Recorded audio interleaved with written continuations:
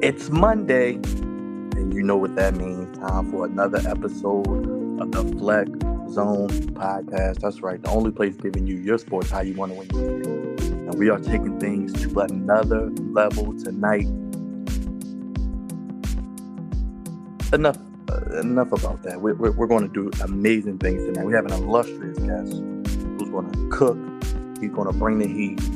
And boy, we can't wait to get into it. If you know, you know. But, of course, we're talking about the NBA Finals. We're talking about MLB celebrating Negro League. Somebody got knocked out on Saturday night. And let's just say it was not Tank Davis. Of course, we're going to get into the Caitlin Clark-Angel Reese rivalry.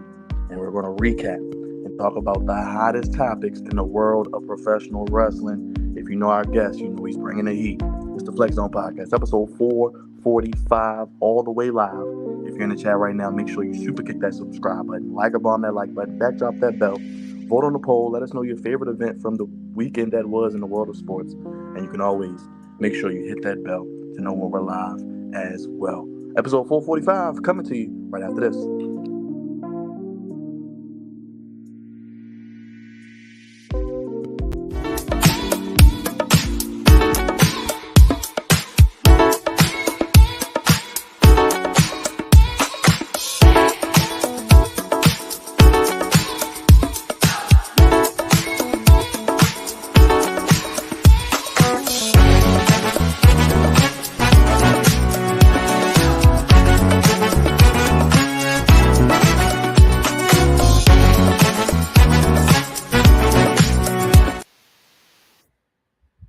Spearing a competition more vicious than Dre's boy Braun Breaker on Monday nights.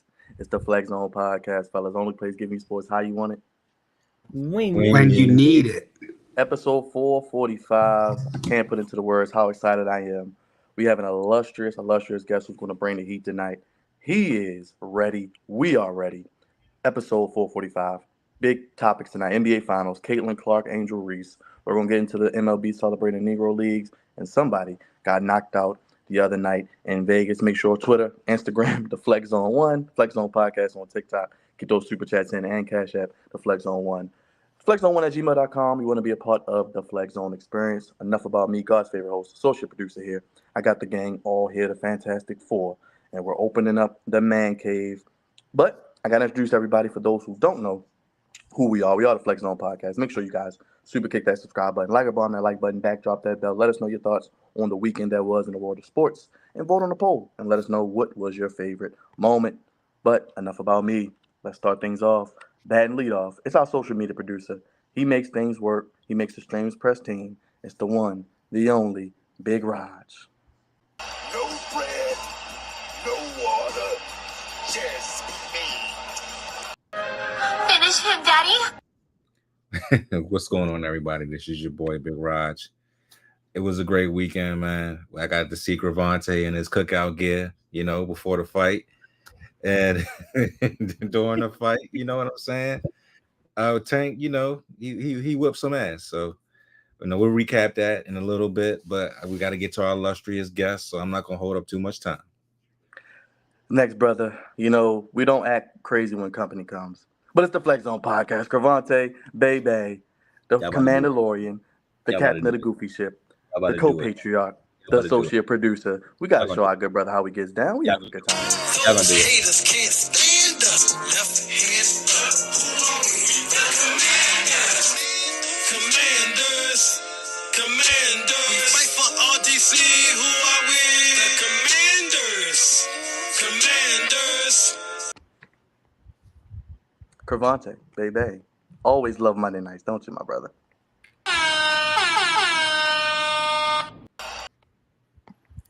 Jesse, I apologize, brother. When you come on, Jam. Oh yeah. Oh, jam. Yeah, that too. Stupid. Yep. Just stupid. That's them. There you go. Brother, I apologize in advance for the goofiness that my fellow compadres are portraying.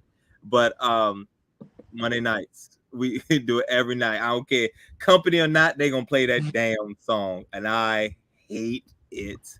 And I think they like it. They like that I hate it, and that's why they keep doing it. But Monday nights, let's get this thing started. Let's get this conversation going. Let's get this interview going. See what my man talking about. And of course, we got Dre coming next. So there's that. Last but not least, man of 1,000 nicknames, the super producer, Mr. 25-8, Mr. Monday Night, the main eventer, the patriarch, the super producer, the man who shimmies better than Steph Curry. He is the pride of the East Side, the savior of misbehavior. My boy, Drizzy Dre, the man who makes it go, the straw that stirs the drink. Drizzy Dre, what's going on, my brother? How you feeling? Acknowledge me.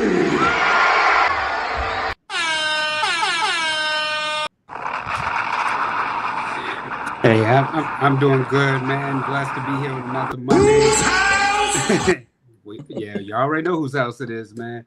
I was leaning back looking at that fine Abby Phillips on the TV, man. I mean, the game is so bad in Boston, had to turn to CNN, man, to see Abby Phillips. But we're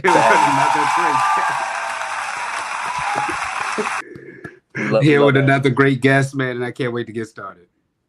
Let's get to it, man. We've been going in all night, but this brother is an illustrious guest. If you don't know who he is the one, the only, Chi-Town Smart. He is the CEO of the Taco Crew. You can check out his channel at Chi-Town Smart. You can follow him on X. Don't be goofy because you will get blocked at Chi-Town Smart. He is the one, the only. He is the co-host on Wednesday nights with our good buddy, who we love also, JD from NY, who does the AEW Dynamite post shows. He covers WWE the day after, so Raw, SmackDown. He even does watch-alongs for all your premium live events. He was live this weekend for Clash of the Castle. He is the one, the only, Chi-Town's finest. He is back and making his debut on the Flex Zone podcast. I hit him up. He said he was going to be here. He's showing us love, and we're honored and we're grateful to have the patriarch himself. Speaking of great dads, the one, the only. Let's bring him up because he's loving it back there from his penthouse high-rise in downtown Chicago. And no, CM Punk is not invited. It's the one, the only, Chi-Town Smart Jesse. Jesse, what's going on, brother? How you feeling? Let's get you up. What's good, bruh? Gentlemen, thank you for having me. I had to make sure I brought my own theme music. I didn't want to be left out around here, man. So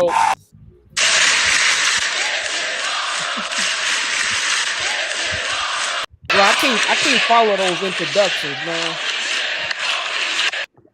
Jesse, what's up, my brother? Happy to have you, brother. We had all the bells and whistles for you, man. We do things here. We knew you was coming on the show. We only going to bring you up if it's right.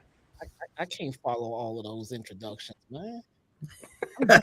Bro, I ain't bringing nobody with me, man. I just got me, man. I appreciate y'all having me, man.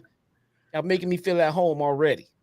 Hey, man, we hope this is the first of many collaborations with the Flex Zone and the one and only Chi-Town Small. First of all, Jesse, how are you feeling, my brother? How are you? Happy belated Father's Day. I wanted to tell you on air. And how's the family? Congratulations to your daughter. I know your son's feeling better. How's everything, brother? Good, man. I appreciate that. It's been an up and down 2024, man. You got any other dads on here with me, man? There we go. Happy Father's Day. Appreciate you guys as well, man.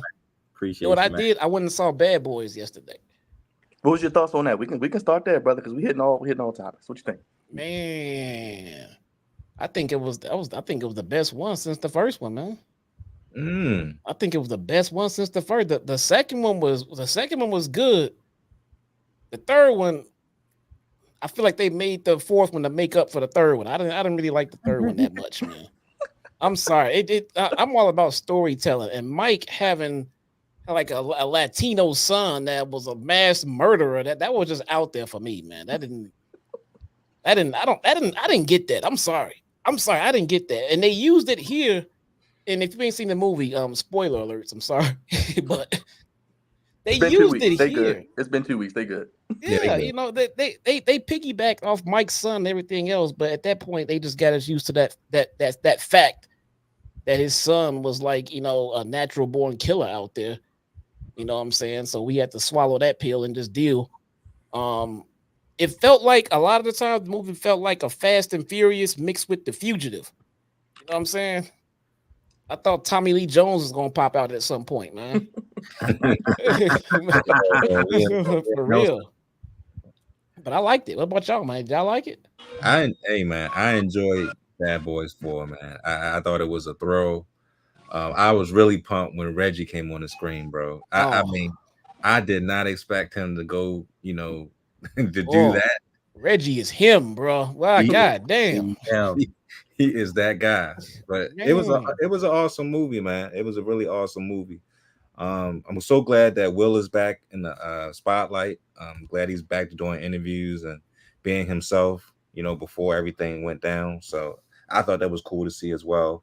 And Martin, of course, is always funny. So Martin is crazy, man. I saw the concerns about his health. What is going on with Martin Lawrence, man? Well, he said in the interview that he's doing well. So he said he's doing well. He said, I don't know why people saying that he's sick, but he said because we saw that video, man. That's why I be saying he's sick.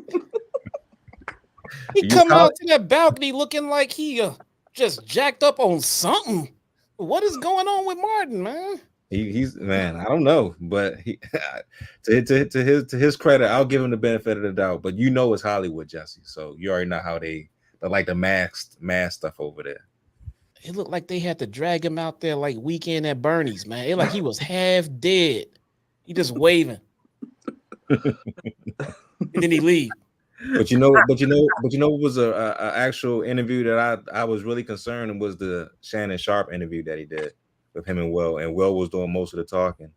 I didn't see that. He did a Shannon Sharp. Yeah, he did maybe a 15-minute interview with Shannon Sharp and Ocho Cinco, and he didn't look right at all in that interview. So if you go on YouTube, you can check it out. But he checked it out, man. Something ain't right. When we hear rumors about stuff like that, usually they come out later and say it was true. I remember I heard the rumors about Martin running around there naked with a gun in the street. Yeah, and he put a special out saying, "All right, yeah, okay, look, I was out there with a gun." I remember that. That was Run Tell That. Yeah, one of my favorite comedy specials, man. Shout out to Greg. I appreciate you, man. Yeah, Greg. Yes. Yo, shout out to Greg. Yep. And you know what? Thank you, man. I appreciate all y'all for looking at me on the big screen. The modern day Mike Lowry. I had to do my thing out there. Yeah, we have company, Dre. We have company. It don't matter, man. Y'all do it. Hey, Byron, play that soundbite again. Whose house? Don't. I got you. Don't. Look.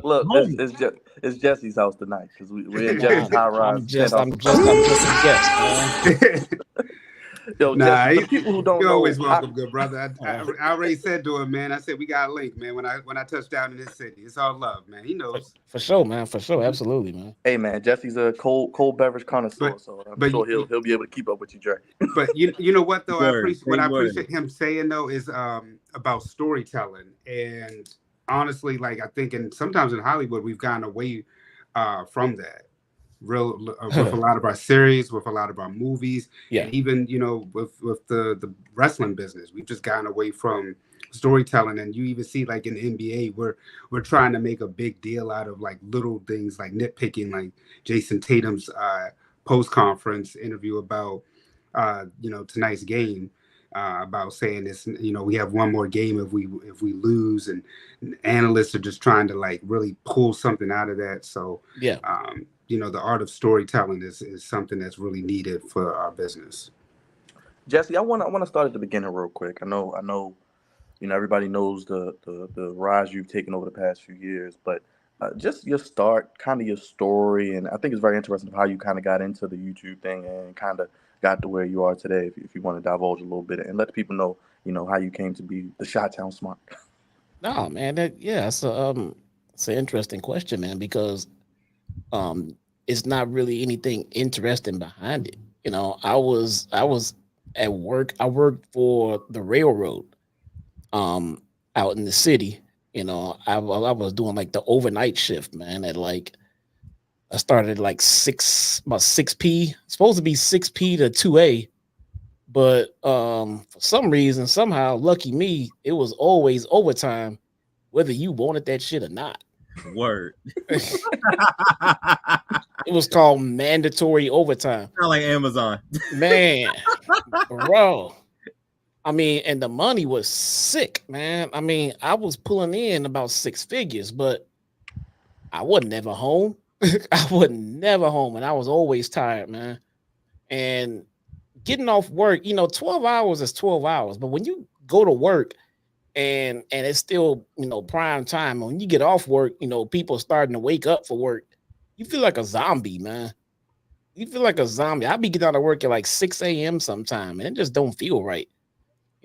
But I did that for a few years. But and the thing about it though, so what I was doing was I was driving a truck on the yard. So I had plenty of time to listen to just different podcasts and stuff like that. And I had just started getting back into wrestling. So I was just listening to different podcasts. And somehow, some way, I don't even know how, but somehow, some way I ended up listening to one of JD's podcasts. And I was like, okay, I'll listen to it, maybe another one tomorrow. Because I mean, I'm working like 5-6 days a week. I got plenty of time to listen to a lot of podcasts. Word.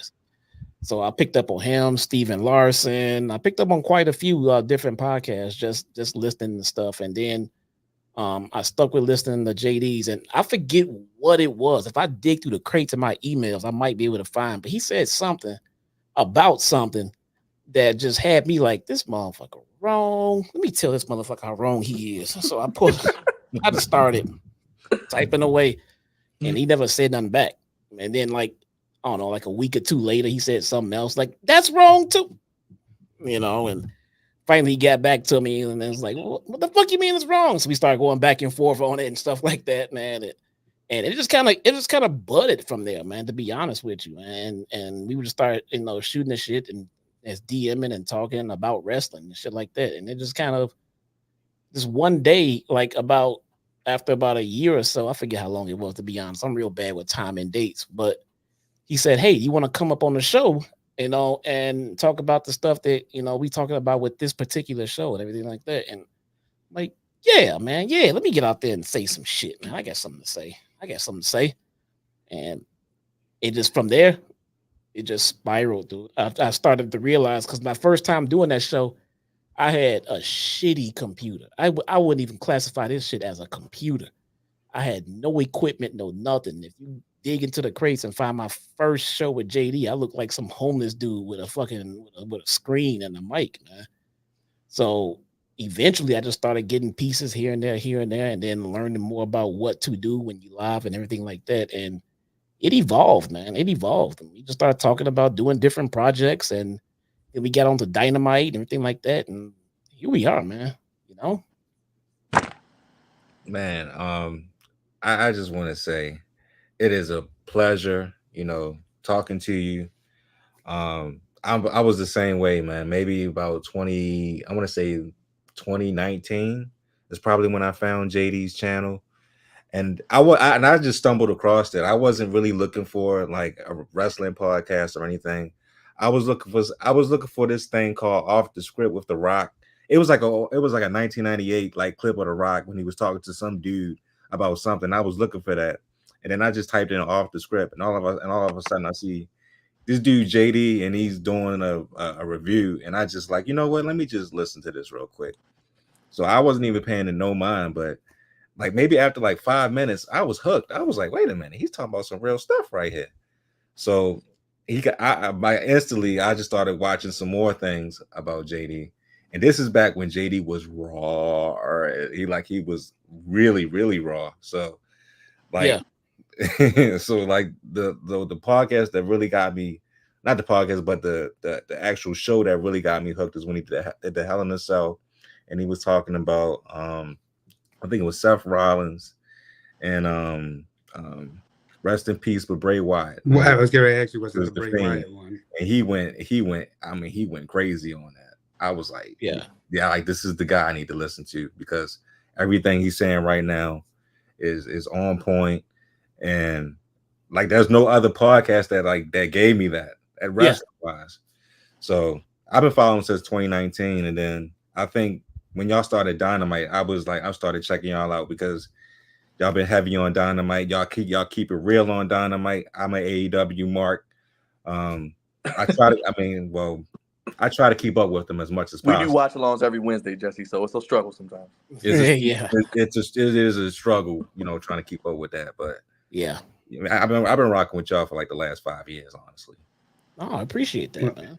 Well, since we on the topic of AEW, let me jump into an AEW question and ask about the AEW World Champion right now, Swerve Strickland. Do you feel like he's getting the like CM Punk, Kofi Kingston type of treatment as World Champion, or do you feel like they just haven't found the right storyline for him yet? Man, so I got a whole story on Swerve Strickland, man, and I'm not gonna publicly get into it, but I did put it behind my members only wall on my channel because, and I only did that because I do trust my Taco Crew members, to go in, listen to the story that I got to tell, and keep the juicy parts out of the public eye. And so far so good. I mean, it's one of those things that, look, if I really, really, really didn't want it out, I wouldn't have said it. You know what I'm saying? But as it stands right now, it's still locked behind that wall, and I kind of want to keep it that way. But because the conversation that me and Swerve had was not an interview. It was one-on-one. It was a one-on-one discussion, man to man, about some situations that happened and some disagreements that we had about our takes and stuff like that. But I will say this. I do think that they need to treat Swerve not a little bit, but a lot better than the way he's being treated right now. But from my experience from talking with Swerve, he's not gonna blame creative for his mishaps on this run. He's gonna blame everybody else, and probably starting with the fans. And it might sound crazy, but I only say that because, like I said, I had a nice 15-20 minute discussion with the brother about some stuff that, again, we didn't see eye to eye on. But at the end of the day, we left with a handshake, a hug, and kind of a agree to disagree type deal. But my whole thing about it was about the way he was being treated with the first faction that he had with Tretch and Parker Boudreaux. I kind of shit on that stable because I thought it was a real shitty thing to do with Swerve, and he was bigger than that, than putting him with two dudes who weren't gonna never make it in this business, man. And if I felt that way, I'm pretty sure others did. And he kind of defended it. You know what I'm saying? This is why I say he would blame the fans and not creative. He kind of defended that pairing, trying to explain to me how it did make sense and how it should work out. I'm like, well, where are they right now? He said one of them ain't in the company no more, and the other one just off TV. I'm like, well, how does that help you? You know what I'm saying? And this is, and I don't, and see, Swerve listens to our show, and when he listens to it, he'll take what we say and take it personal. And no matter how often we say it's not about Swerve, it's about creative and how they're using them. That's the part we got an issue with. He still take it as a personal attack on him, no matter what. And in a way, we were defending Swerve. We were trying to get into management's ear, like, hey, you got a guy. You got a guy who needs to be the guy, but you're not treating him like the guy. You know what I'm saying? You treating him like someone who's sitting in a spot that you waiting to give to somebody else, but you got that man right in front of you. Swerve should be that guy. And I'm starting to see a lot of that booking right now as world champion. From the moment he stepped foot on TV, I started to see it. He didn't come out and get his flowers and do his ceremony of being world champion. He came out and did a match and then just went to a Collision on Saturday and then decided to talk. Like, him winning the world title was just that not important. You know what I'm saying? Like, this is his first world title in the company, and he just want to come out and have a wrestling match. That's not how you would treat someone you're trying to make a big deal out of. You know what I'm saying? It's just my whole feeling about any wrestler, man. I don't think a wrestler is I'm gonna say this. I don't think a Roman Reigns can be any bigger or better than a Swerve Strickland.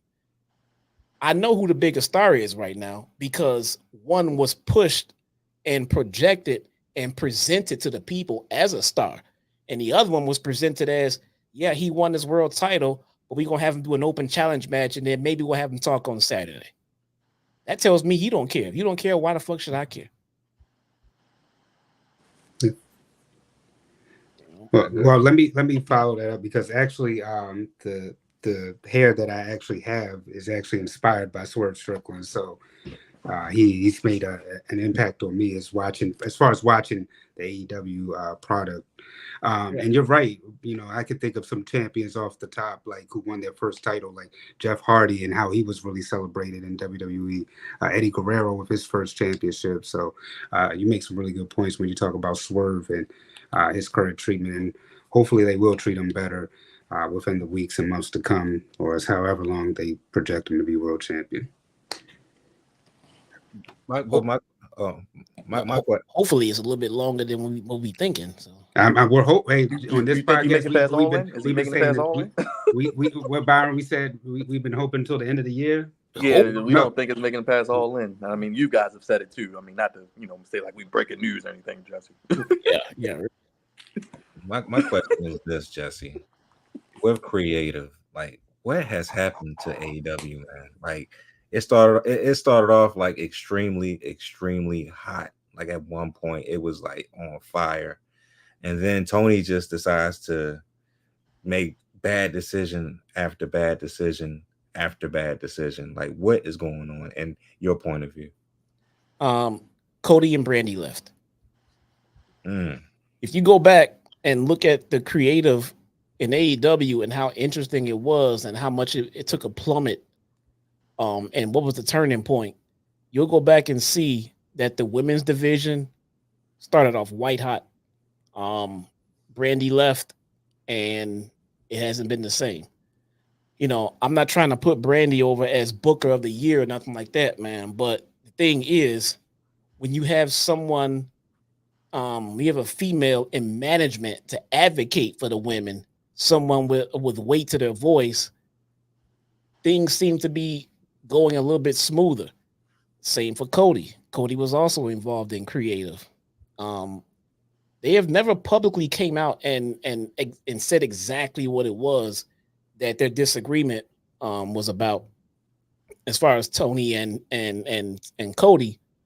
But the statement that Tony put out leads me to believe that it was definitely all about creative, because at the end of that statement, he seemed to go out of his way to make the point of he was head CEO, president, head of creative, and everything else. Tony Khan, he like signed the bottom of that letter just like that. So that tells me that, because there was an interesting part with Cody and his direction in the company where the fans were starting to turn on him, because that white meat baby face thing just wasn't working no more. And the smart fans were starting to turn on him, and logic tells us that he needs to turn heel. And he also put that stigma on him where he didn't win the title, then he would never challenge for the title again. And there was kind of no way booking yourself out of that logically. You can book your way out of anything, but it wouldn't have made any damn sense though. When Cody left and when Brandy left, the creative in the company slowly took a huge downfall. And I seriously believe that that's what it was. I feel like, it's all speculation on my part, but I feel like Tony took complete control of creative at that point. And then he started to get overwhelmed, and then he started bringing in help. And at that point, it was already spiraling out of control. Yikes. Yeah, I definitely, but we can see that now today more than ever. But I think like probably the last straw was CM Punk leaving as well. Because when they started Collision around this time last year, I felt a little bit, I was like, this can work. The first 3 to 4 weeks, I was like, this is a pretty good show. And then we had the incident with him and the Bucks, and then it was like, oh boy, then he got hurt again. And then after that, it's just been completely downhill from here. Yeah. But yeah, it's a struggle for me to watch AEW because one, it's not as interesting as it was a couple years back, and two, it's just like they just put match after match after match on without any real story to what's going on. And a lot of the talent around there is getting hurt. You know, a lot of the top tier talent, like your MJFs, you know, has been out, and you know, and what's her name? I mean, shoot, Edge. Well, Adam Cole. Edge now as well. His shirt, Adam Cole. He's still out. Yep, Adam Cole is out. A lot of guys and girls have been gone.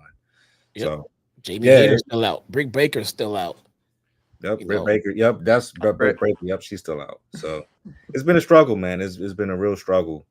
I hope Tony gets it together because I believe that contract is coming up for TNT to renew. So if he don't get his numbers right, then I don't know. I don't know, man. But I think he's learning and dealing with the growing pains of being a promoter and an owner of a company. And you know, if you look at the company when it first started, and then look at the product to what we have right now, anyone can see that it's night and day. You know, but you got to make changes. You got to adjust. That's how you learn. You know, I mean, it's a learning curve. How do you feel about the summer with AEW? I know you're going to be going to New York for Forbidden Door. We got All In coming up. I mean, they just really penciled in Blood and Guts kind of out of nowhere this past week. I mean, it's a make or break summer. I mean, I think you've even mentioned that as well yourself for the company and even the women's division with Mercedes coming in. And, you know, like you said, she got a celebration, but Swerve couldn't even get something. You know what I mean?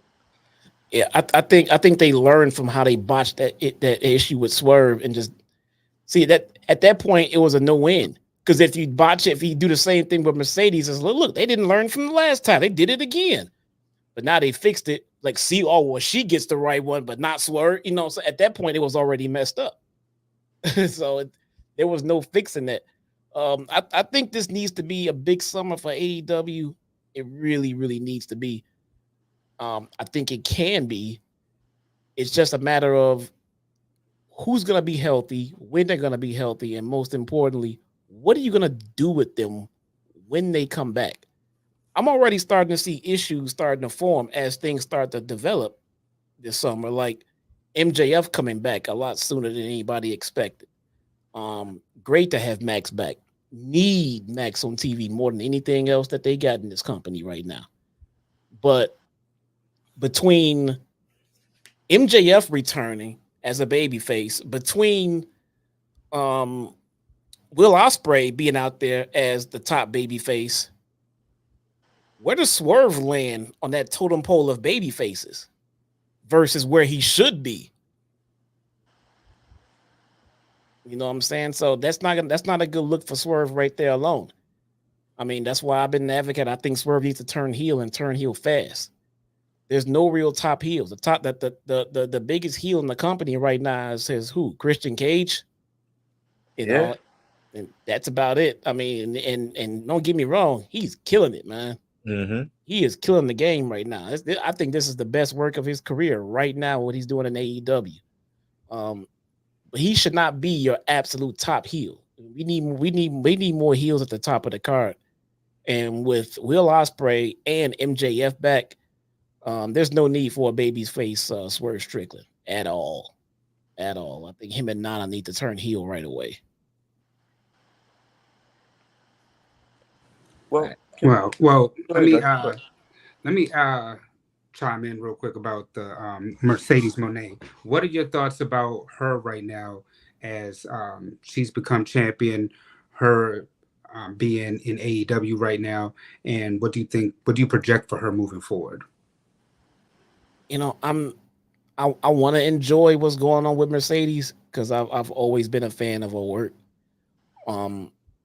It does not feel like that this gimmick is making the splash that she probably anticipated, you know, and that's the best way I can put it rather than saying, you know, it's flopping. I mean, I don't think it's not a flop. I don't think it's hitting the way that she expected it to hit. It's just, it's coming off a little forced and weird and awkward. There's times I don't even know if she's a baby face or a heel. And that's not good. It's okay to be a tweener. It's okay to be a baby face or a heel or a tweener, but we shouldn't be sitting there trying to figure it out like we don't know. You know what I'm saying? And it's just the way that the feuds have come about. She came about with this feud with Willow, and she was mad at Willow because the last time they fought, she got injured. Well, if you watch that match, you would know that that injury had nothing to do with Willow. Nothing to do with Willow. It wasn't like Willow did a spot and messed it up and Mercedes got hurt or anything like that. She fell off the damn rope, man. It had nothing to do with Willow. So then if you want to bring this feud in and try to tell me that they got beef going back to that match, maybe that's working for the casuals who maybe you didn't see that match, but I saw the match. So I don't know how you're going to sit there and blame Willow for that. You know, the music is obnoxious. The same fucking dance that she's doing is obnoxious. And Uncle Raj loves the dance. that is fucking obnoxious. What was the dance, Jesse? What was she doing? Oh man. I'm sitting every time she comes. Just get to it. My favorite girl is Toni Storm. though. I love Toni Storm. I mean, oh my gosh, yes, the work that she's doing, the pose, the black and white. That's their best story. That's their best story right now. Toni is killing the game, man. I think Toni is doing the best character work in AEW right now.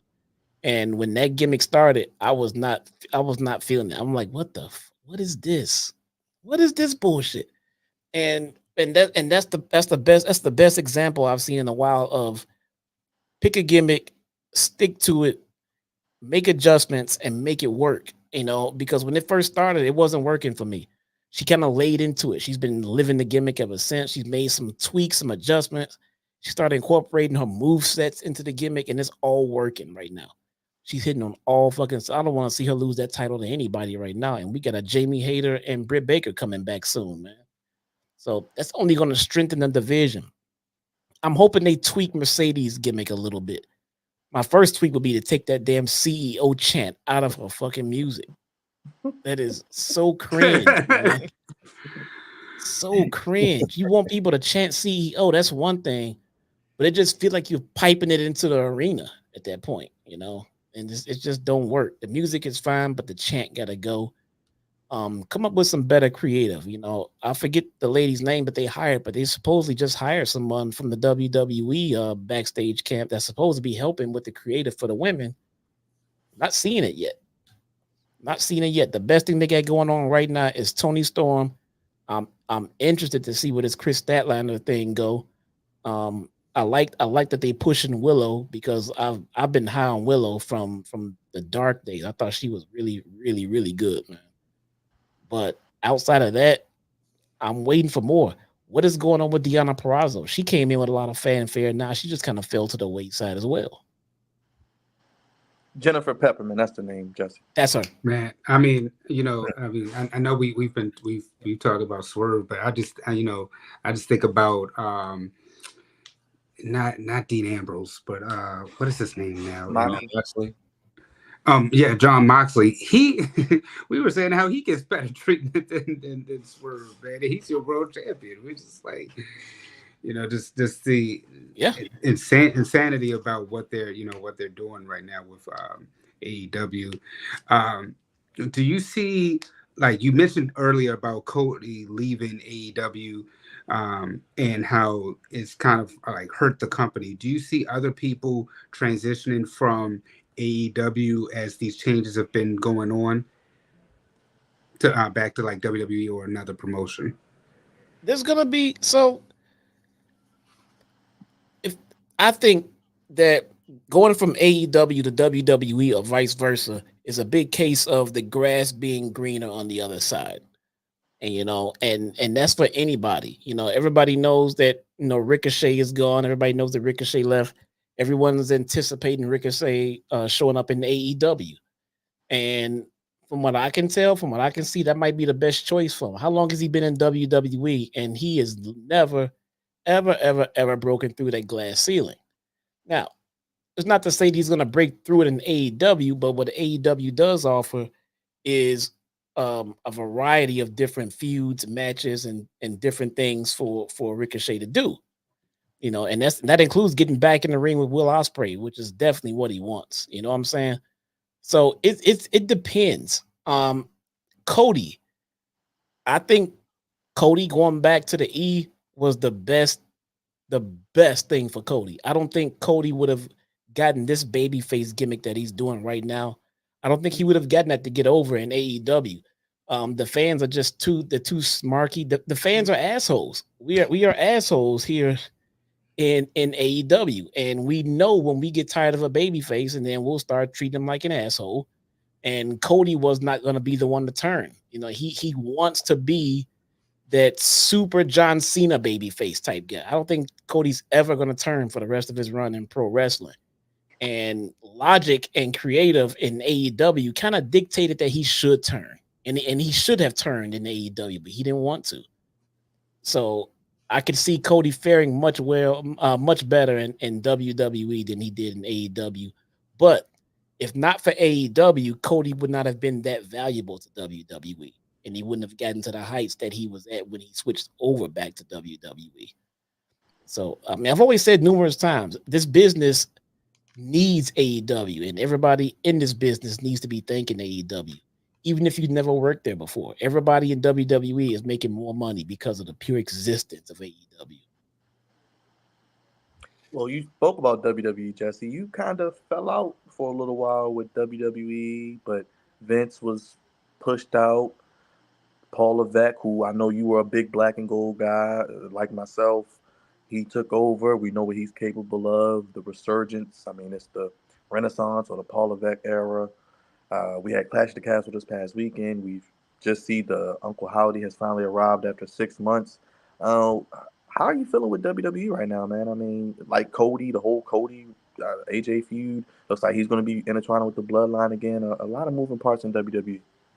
So WWE is I mean, they're very well known for just kind of phoning it in after WrestleMania. You know, because after the Royal Rumble or during the Royal Rumble build, from the Royal Rumble build through WrestleMania, they going hard in the paint, man.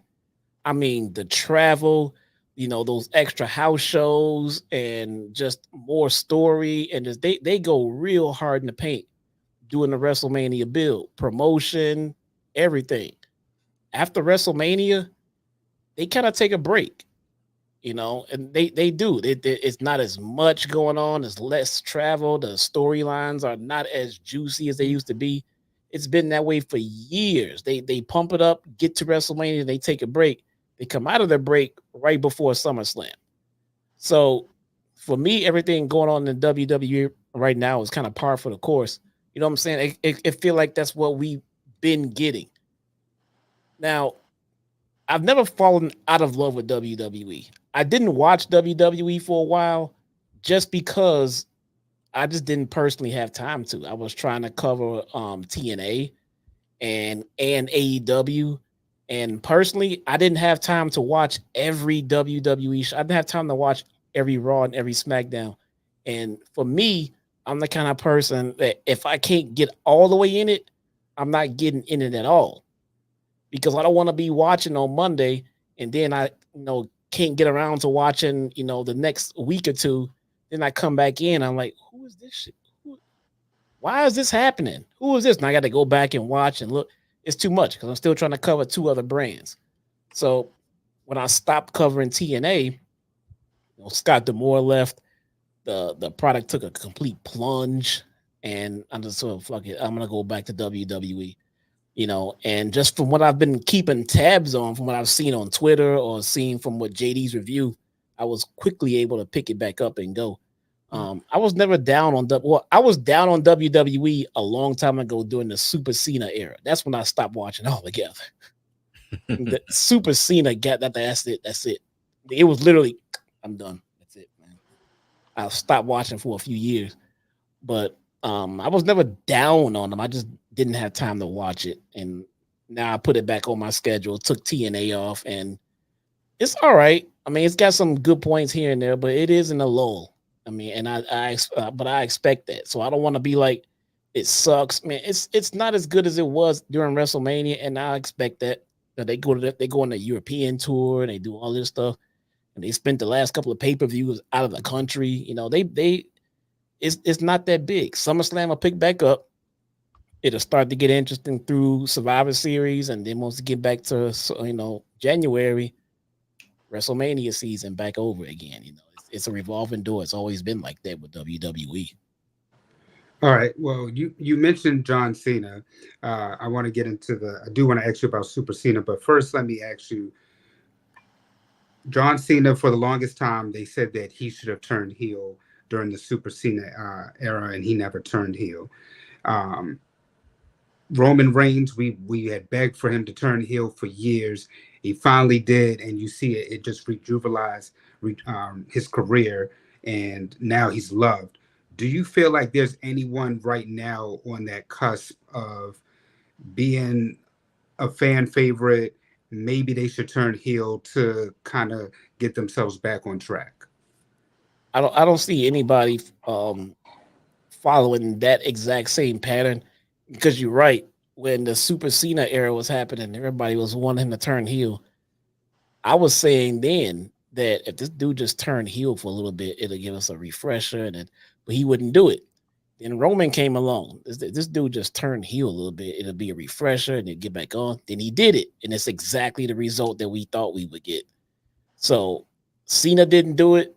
I mean, it worked out for him. I don't think Cena got the hearts of the fans back until he was pretty much a part-timer and on the way out. At that point, we just kind of appreciated, what he did for the business and everything else. But I do think his in-ring career would have taken a more interesting turn had he turned heel like Roman did. And he could have always come back to babyface before he retired from full-time work. It wasn't going to be the end of the world, but there was only one reason that Vince didn't want to do it. There's only one reason. And it was money. It was money. John Cena was selling merch at a rate that Vince McMahon has never, ever, ever seen before. Ever. And turning him heel, I mean, it would have put a dent in it. Would it have stopped it completely? No. But it would have put a severe dent in it because the little kids all want to wear the John Cena gear, man. That's a lot of money in merch, bro. It's true. That's true. With that said, speaking of money, do you believe that The Rock will show back up this year, or do you think he might have to come back around WrestleMania next year due to his schedule and his latest injury? Yeah, I think the goal was to have him come back this year, but with that injury, we don't know. We don't know. That's going to depend on. The injury's going to dictate what he's going to do.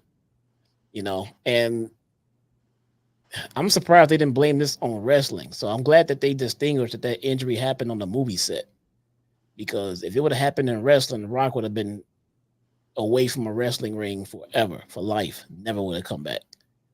But it's going to come down to that injury. If he can, it looked like they were trying to set something up for Cody at SummerSlam with him, But whatever the case, it looked like they're setting something up for Cody and Rock.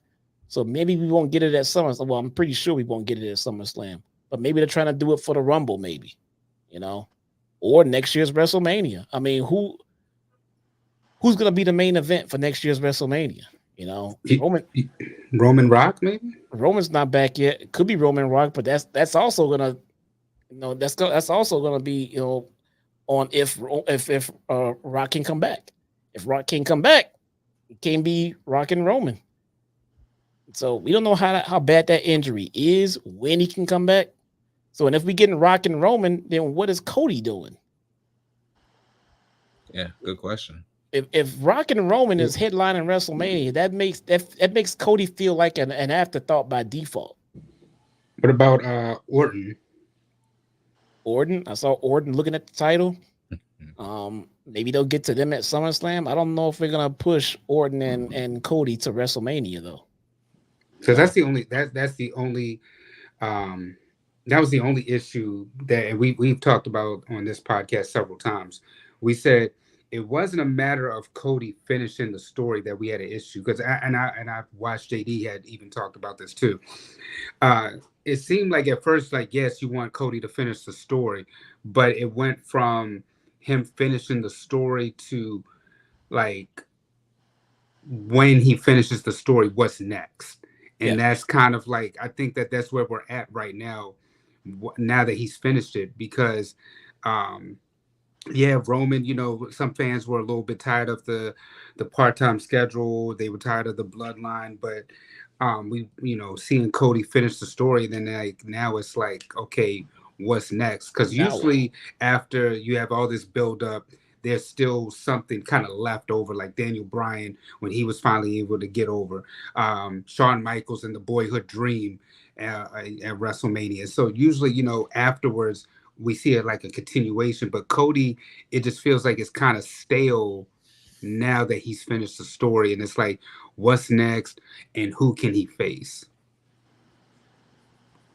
It's I think this whole Cody run is falling under that thing where like the chase is more exciting than the capture, because Roman's gone, The Rock is gone, the Usos are, still apart, Jay is doing this fucking annoying yeet shit. I mean, I love Jay. You don't like when Pat McAfee be up there and the crowd be? No, man. I love Jay.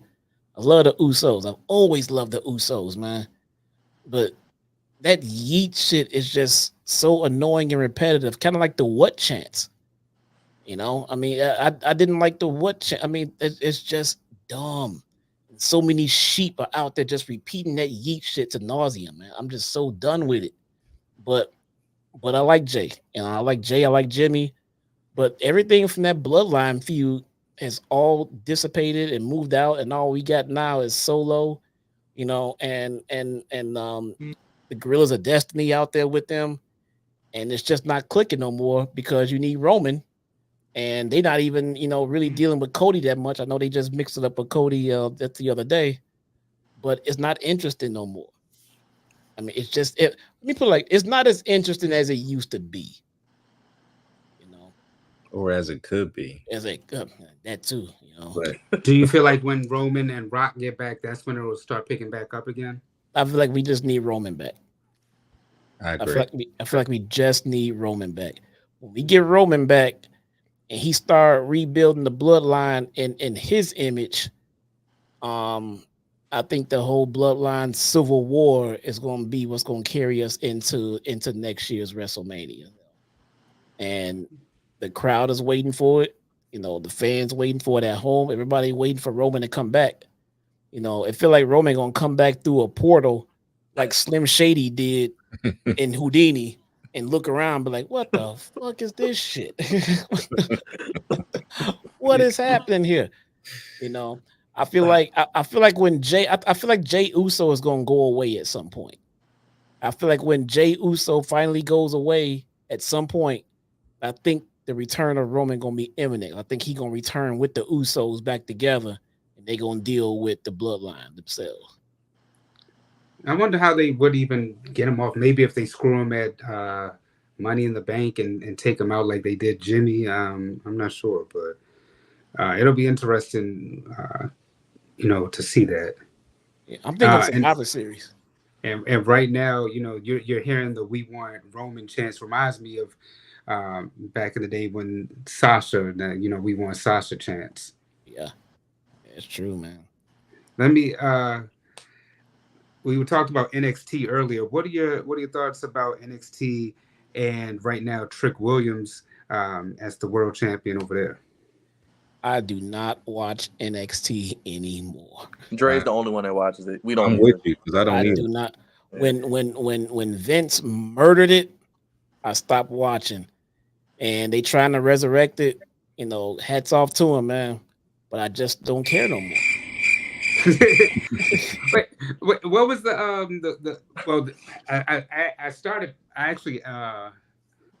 picked it up when who's the girl that did the splits? Naomi? Nikita. No. Nikita. The commercials that kind of got me a little interested in it, and now it's a few people. It's a few people in there like Lash Legend, Jada Parker, and Trick Williams who kind of keep me into it. But I'll admit I fast forward through Most of it. Though. Yeah, I'm just not into it, man. I mean, it's just not interesting to me. I like looking at Takeda, but I mean, I'm not watching the show Man, just for her. you got to check out that Jada Parker, man. Oh yeah, I saw that one too. I saw that one too. Jesse, Look, I just I watched thought- the images. Jesse, you ain't thought they missed were gonna nothing put- because they had Sexy Red on the past couple weeks. Oh my god, The worst ever. Yes. Yeah. You're right. They did have Sexy Red on there. I forgot about that for a second. You forgot, huh? Nah, For a second, I did. But hey, look, man, it brought people to watch NXT, man. No, not enough. They couldn't get Megan. They couldn't get me Megan. Cardi B. Hey. I'll take Cardi B. You know Something. what? I honestly I thought Jade Cargill was going to go to NXT for a bit, and then they just put her on SmackDown with Bianca Belair. So Yeah, we see how that turned out. You see her flop dollar moment. At I Clash. knew What the that hell was I that knew it on was Saturday, Jesse? What was she doing, man? What was all that extra? Like she was trying to do too much, man. Look, I ain't trying to bash the because she trying, but she just not ready. She just not ready, and WWE is ready to get a return on investment for her because they brought her in, you know, at pretty high praise, a high value, and the longer they keep her in NXT, the lesser they're getting their money back. So they want to put her out there to have a track, have a draw. They put out there with Bianca, they put out there with a worker, somebody who know what they doing, and they was kind of hoping that she would piggyback off of that and kind of learn through osmosis, and it just ain't the case, man. She need more time to bake, man. She ain't done yet. So you think that's why they took the belts off them? That I don't know, because to me, if you ask me, WWE is the kind of company that would just double down and keep on going with the superhero women. I get so tired of them calling these motherfuckers superhero. I don't know what to do. I get so tired of that. What makes them superheroes? Nothing. I mean, come on, man. One can wrestle and one can't. Why are they superheroes?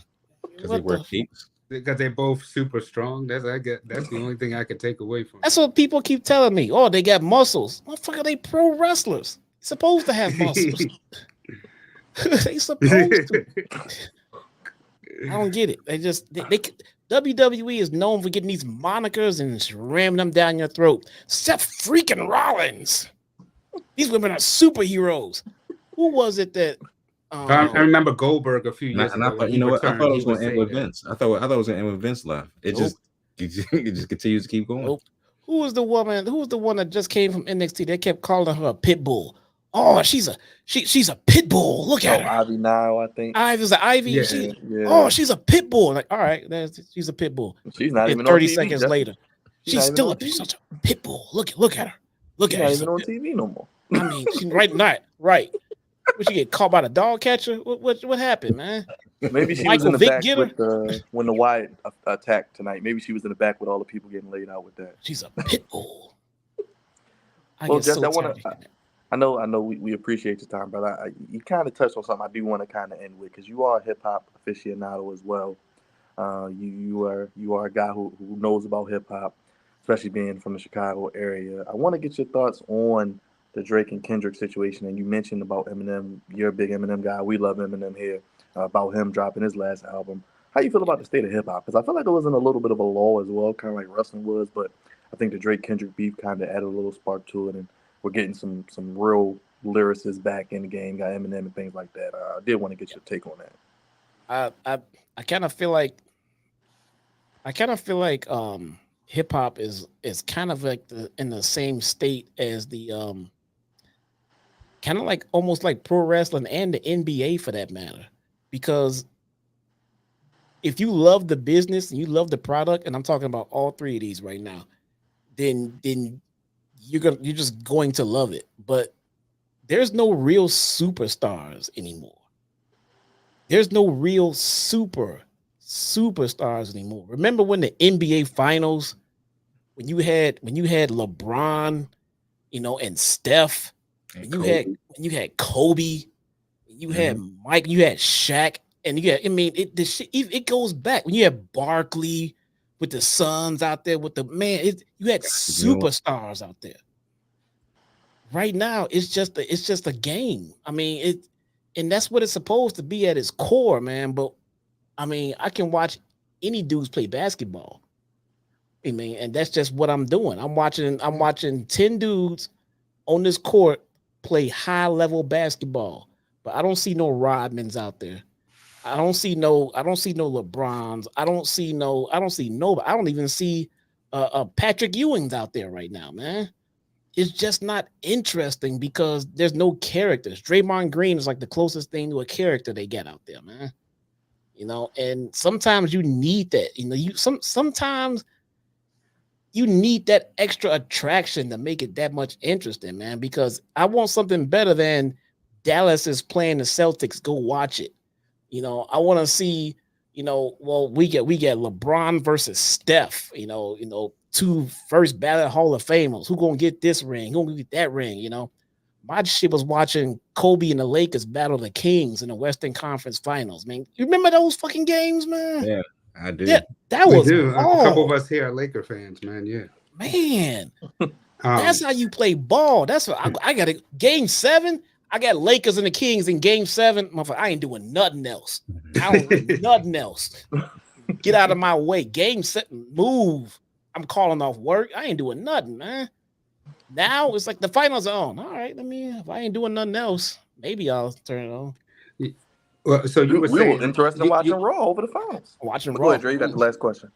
Oh no, I just kind of wanted to piggyback off the question because you said the NBA, WWE. What was the other one you said? You feel like it's going through this transition right now? NBA, WWE, and music. So music.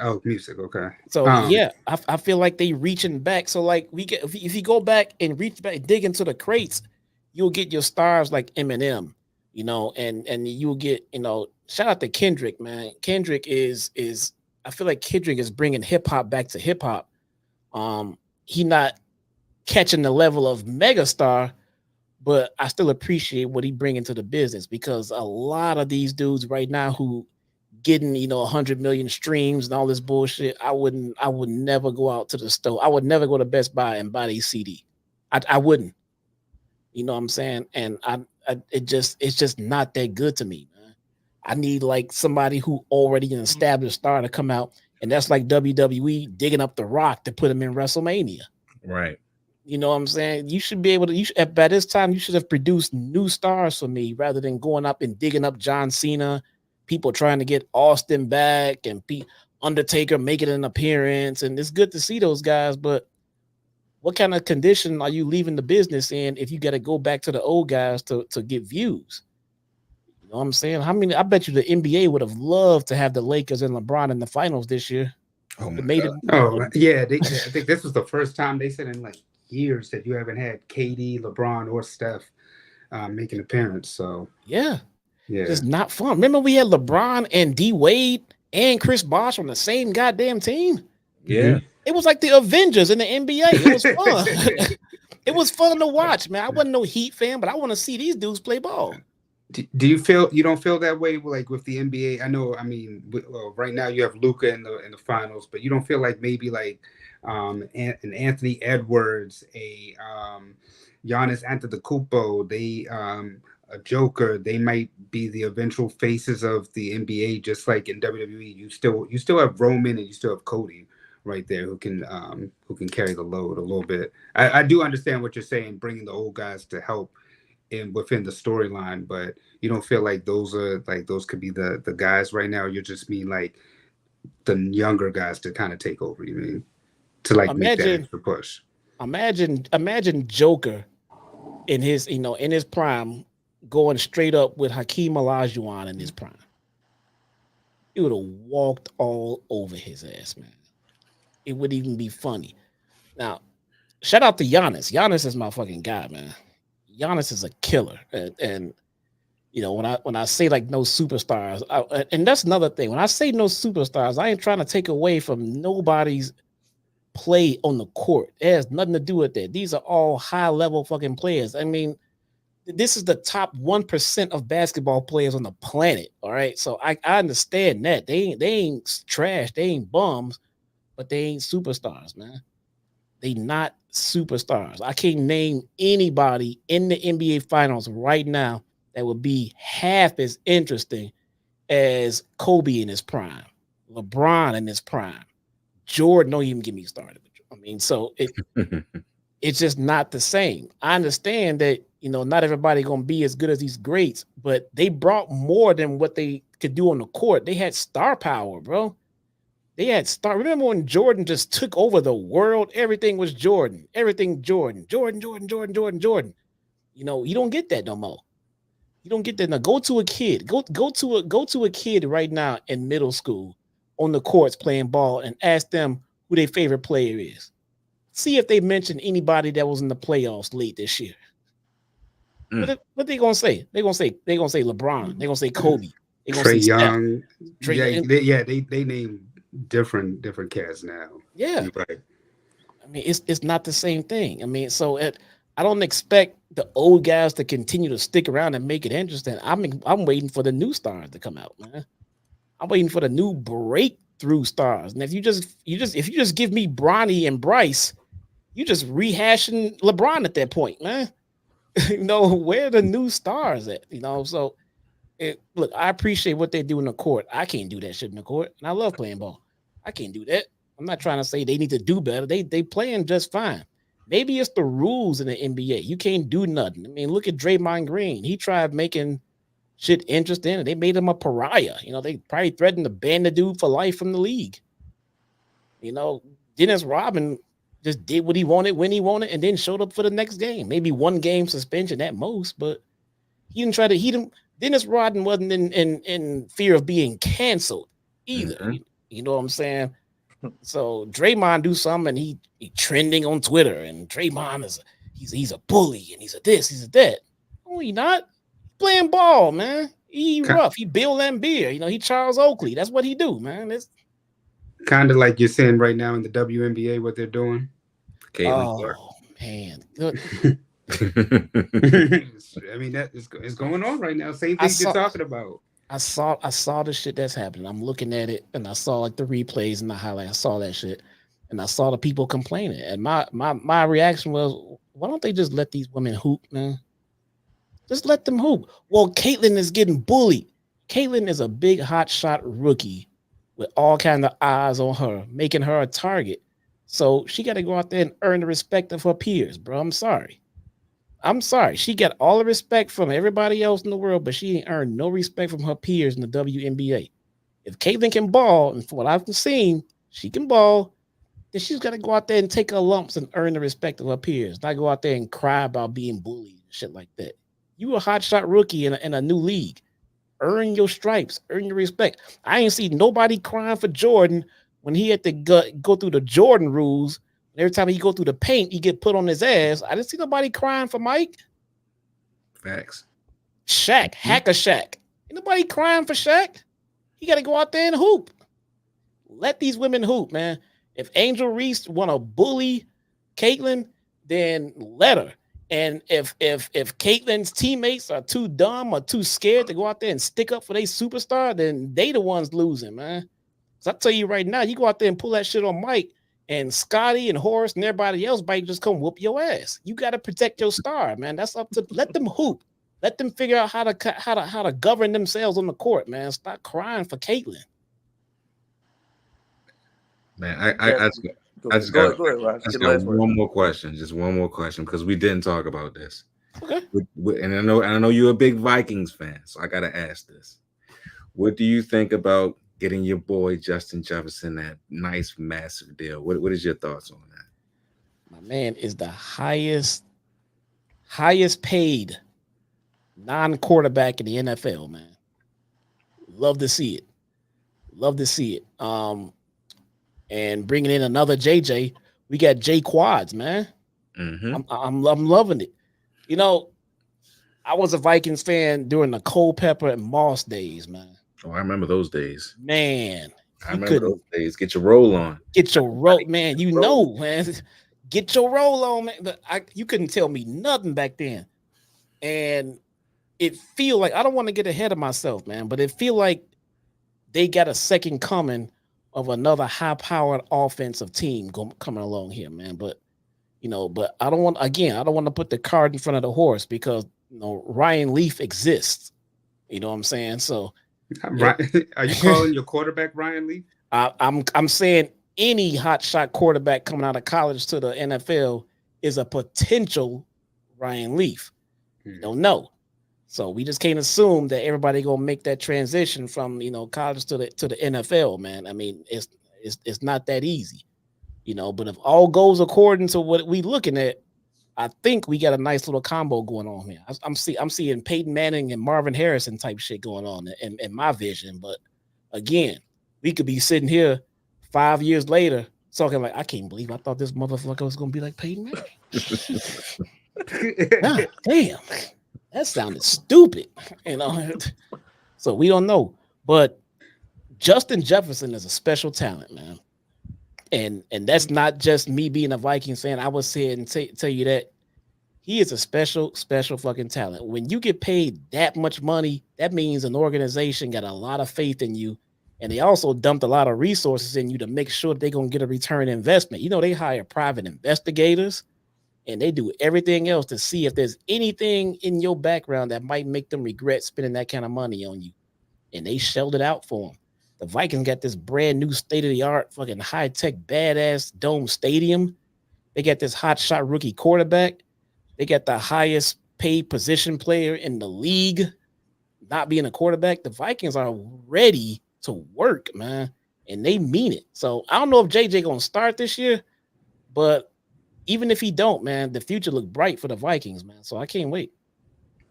Hey, man, can't wait to. I already know. Then I'm gonna see you at SummerSlam in a few years, and the way you just sold that Viking stadium, man, bro, I want to go. I was at the Dome before they tore it down, and it was an experience. I had to go there at least once to get the feeling. I ain't never been around a bunch of Vikings fans like that. I'm a Chicago native, man. So when I go to Soldier Field to go see the Vikings, I'm wearing my purple, like watching my back, man. I feel like the Warriors trying to get home. I mean, it ain't fun. But when you go out there with a bunch of other like-minded fans, like, oh, it's okay to cheer here. Oh no, okay, all right. But I want to go to that new dome, man. That dude looks sick. It looks sick, man. Well, like I said, I'll see you in a few years at WrestleMania, man. Yeah, I'm there. I'm sorry, SummerSlam. Hey, so how does it feel finally unloading the most overrated, expensive quarterback probably in history?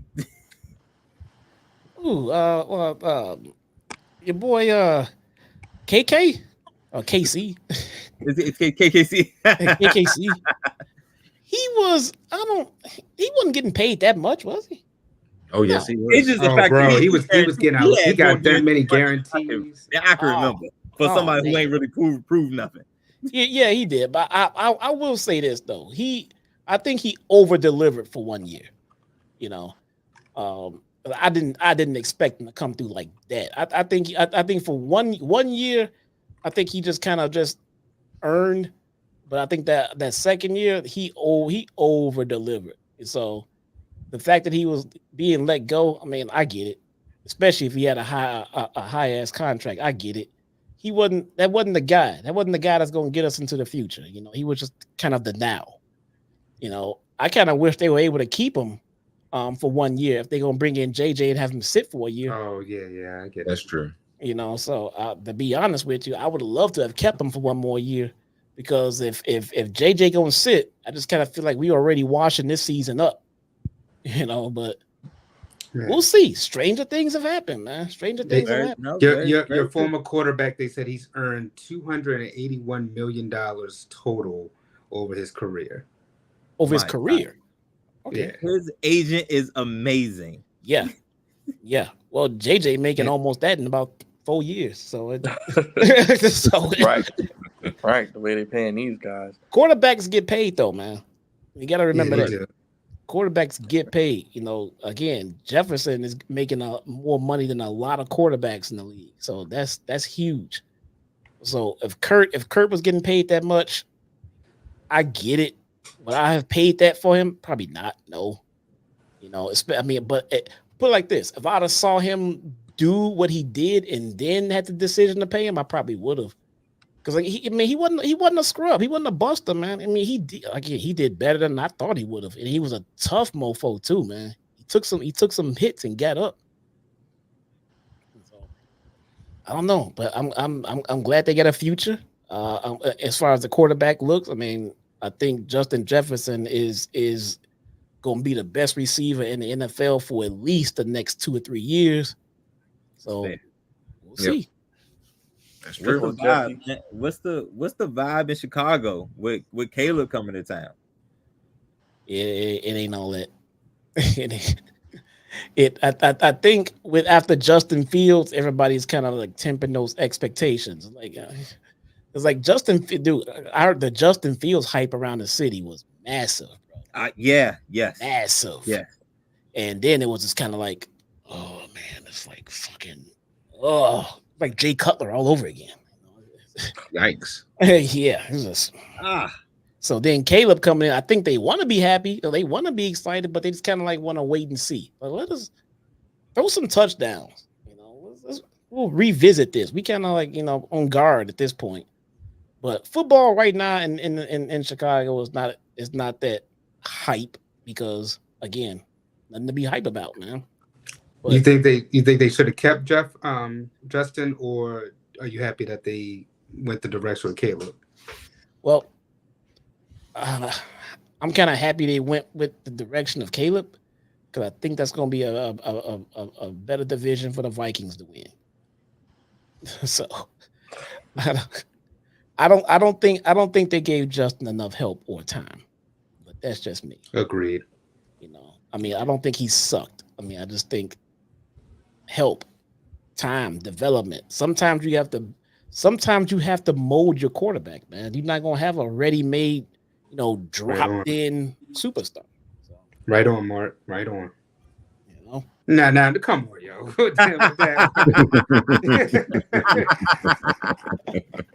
Big shout out to Mark. Yo, wow. I agree with you with that one, bro. But not the Chicago. Yeah, man. Yeah, Chicago has a history of they're not a running gun team. Chicago has never been a high offense team. They believe in a solid running game and an even better defense. That is just what they do. That they develop linebackers. If they took the time to develop Justin Fields the way that they would a middle linebacker, then Fields would be a Pro Bowler every year. The Bears really believe in strong defenses and a solid running game. They are that kind of team. They're not the Rams, they're not the Vikings. They don't want to go to the air unless they have to. So the ground and pound has been working for them. I mean, they kind of they're in that stratosphere of the Ravens, Steelers of define working for them. Yeah, define working for them. in totality as an organization as a whole. Fair enough. When they won, their one Super Bowl, they won it under that same pretense. Yeah, they did. They still celebrating them too. Still celebrating, man. What? As if it just happened. Yep, still celebrating. But they had the best defense in the league and the best running back in the league, and that's when they won it all. And as a Ravens fan, we appreciate the Bears for letting us have Roquan Smith. We love it over here. Yeah, the Ravens kind of live by that same ideology, man. Solid run game. They've actually tried to develop their quarterback. That's the only thing, though. Yeah, I think that was I had a lot of faith in Flacco too in my fantasy team. I'm kind of pissed off about that, man. Put in Lamar, man, not Fluco. Hey, be respectful. I'm loving Lamar. I'm loving Lamar, but I had Flacco as a keeper on my fantasy league. I was mad as hell, man. Garbage, bro. But what is it with Baltimore and elevators? What do y'all teach y'all running backs on how to treat women in elevators, bro? Wow. I just saw, matter of fact, I saw him about 3 months ago too. Oh, for real? Yeah, I ran into Ray. He's still in the area. Actually, fun fact, he just had a football camp this past weekend. Yeah, he still works out in this area and everything. Yeah. Oh, for real? I was just talking about Ray Rice with a friend of mine the other day because you know what? This is the way we felt. I felt like Ray Rice was the first real victim. The first real. I hate calling Ray Rice a victim. I saw the video, but I think Ray Rice was the first real victim of cancel culture. I mean, I do, because I feel like that he messed up. He got in trouble. He went to the team and told them everything that he did wrong and everything that happened. And he was upfront and honest. And then the league levied their penalty and their suspension and everything else. And they were ready to move on. It wasn't until the video came out after the fact, the NFL went back and then changed his punishment and everything else. When the video, I would understand that if the video showed something different. The video showed every damn thing that he said. He didn't lie. He told them everything that happened, but now we saw the video, so now we got to do this. Cancel culture, man. And that was also the first case of double jeopardy. So that's why he got all his money, but it was all kept under hush. But he won that case with the NFL because, like you said, I mean they punished him. I think it was 2, maybe 4 games, and then they just after that they were like, no, he can't touch a football ever again. Yep, they already punished him, and he didn't do nothing extra, and he didn't lie. But they would rather eat that money than have the perception of, oh, we let him go, we let him off easy. You know, cancel culture. They didn't want the perception from the public as to what they did, and when it wasn't enough. And I hate calling Ray a victim, man, because again, I saw that video. I go say he's a victim, but I will say this: ever since that incident happened to him, and I've met him back in matter of fact, Dre and Byron, I think we all met him in 2018, right after Lamar's first game. It was about as that a time. starter. He was the nicest him guy. And his wife. Yep, we met him and his wife. Yep, he's the nicest guy. He pretty much repented from that situation. Yeah. And I thought he like you said, I thought he got a raw deal, and I thought he deserved another chance in the league. But he got a raw deal. Nobody want to be messing. Nobody want to fuck with him no more after seeing that video, man. I mean, I mean, look, it looked like Diddy learned something from Ray Rice that day. I'm just saying. He backs up the camera. Not Homer Simpson. He just did. Fucking elevators, man. What is it with elevators and these motherfuckers? Oh my god! I don't get it, man. Stop him! I'm saying it looked like Diddy was trying out to be a punter, man. What was he doing to this damn woman, bro? Did he not see the camera right there in the hallway? He didn't care. He was sauced up, man. He was too drunk and too goofy, and man, he was on his Diddiness. He went down to the counter and said, "Well, y'all video. I need to take that. Take that." Literally. Oh man, Jesse, what you working on for your channel, brother? You've been gracious with your time tonight. What do you got working? I know you're cooking up some big things. You kind of alluded to when we were talking. How can people keep up with you, man? And anything else you want to plug before we get you out of here, man? Hopefully, you'll come back and see us real soon. Man, absolutely, bro. I mean, we can hook something up. I've got the time, man. I don't mind it at all. I enjoyed this, man. Find me on Twitter at ShottownSmart. Find me on IG at The Real ShottownSmart. You can find me on JD from NY's channel on Wednesdays and doing AEW pay-per-views. I do get a nice little big collab coming up on my channel. I can't reveal all of it just yet because we're still trying to lock down a date. I thought we had a date set up, and then my daughter's graduation party popped up on me, so I got to move it again. But I appreciate y'all, man, having me. This is fun, man. Family first. I dig the vibe. I appreciate it, man. Hey, Jesse, we appreciate you, man. Thank you so much, man. No problem. When tune in to my review with JD on Wednesday, I'll make sure I will plug this show and this channel for everybody to hear, man. So appreciate yes, it. sir. And we'll clip the interview and we'll put it as a separate video, so it'll be on the channel as well. All the interview, all the questions. So I'll do that tomorrow. It'll be out. I'll let you know. I'll definitely hit you up though. We'll talk. Appreciate you, brother. Yeah, and let me know when you come to the city, man. We'll definitely gotta go and knock a few back, man. Oh yeah, definitely. I'm gonna we'll stay in touch, brother. Yes, sir. We might have to make that a group trip, Jesse. But one more time, give it up for the one, the only, Shottown Smart. Jesse, appreciate you, brother. Appreciate sir. it. Yes, sir. Thank you, Jesse. We'll see you on Wednesday, and we'll put that interview out, and I'll be talking to you real soon. Bro. Thanks again. Mark said they didn't cancel Solange. Oh, that was different. That was. Becky had the good hair. All right, that's different. And Oh, she was man. defending Beyonce. Oh Yeah. yeah, Yeah. you There's can't never mess anything with wrong with that. can't mess with the never wrong. beehive, bro. Woo. Well, Y'all we do y'all appreciate thing, you. man. Y'all doing big shit over here. I'm liking it, man. Hey, man, thank you so man. much, Jesse. Appreciate you and all the Taco Crew members who show love, Jesse. We'll be doing this again real soon, hopefully before the summer's over. But we'll be talking, brother. Thank you again, man. Thank you. For sure, man. Y'all take it easy. Thank you, Jesse. All right. Thank you, Jesse. Appreciate you, man. What you Wednesday. Big shout out one more time to Jesse, everybody. Man, big up to the Chi-Town Smart. I'm happy to have him on, man. I figured it would be a lit interview, one of our best. And once again, man, make sure you check out Jesse on Chi-Town Smart. And check him out Wednesdays with our good boy Jay-Z for the AEW Dynamite Post Show. And we'll put this interview out on the channel tomorrow morning. We'll get it out for you as well. And stay tuned on all socials for all the good information and fun. Appreciate everybody in the chat. Yes, we did see you. I want to shout out real quick. I didn't forget about him. Greg Goldman for the $10 super chat. Thank you, Greg. Appreciate for you, showing man. love. Greg. Big up to Greg. Thank you for the super chat.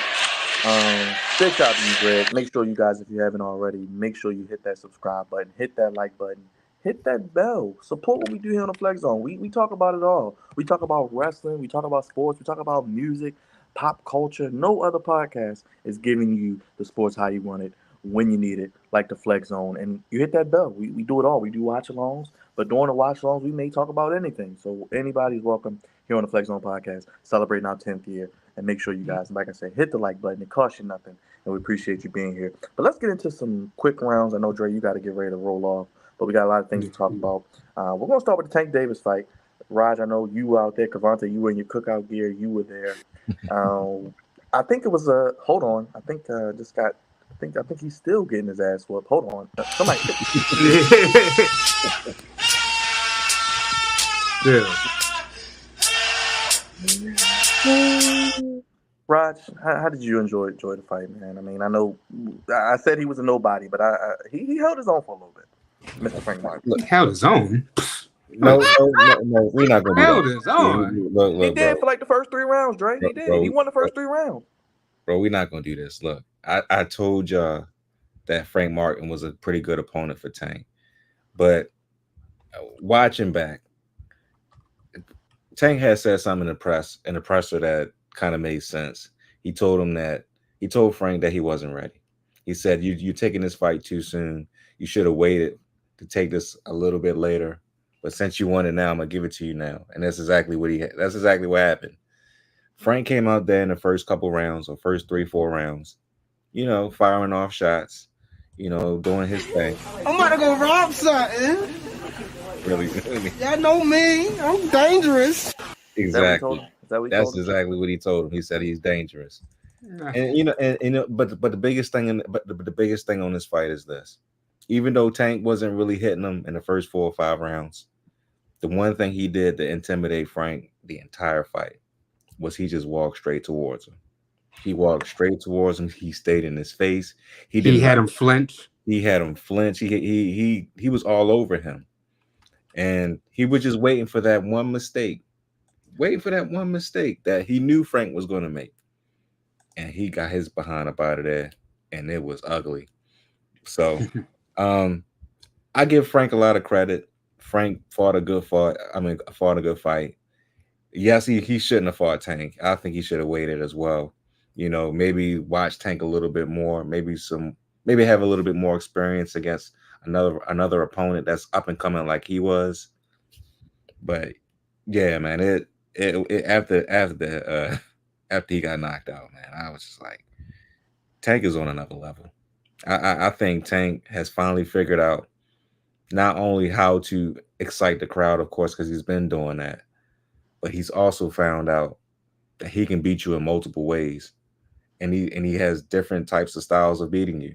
I mean, he can wait and whoop your behind, or he can come out the gate and whoop your behind. But either way, he finds ways to get his opponents up out of there when he wants to get them up out of there. And that's a tough thing to do in boxing. So hats off to Tank, man. He is probably the best pound for pound fighter right now at 135/140 because I think he's going to move up.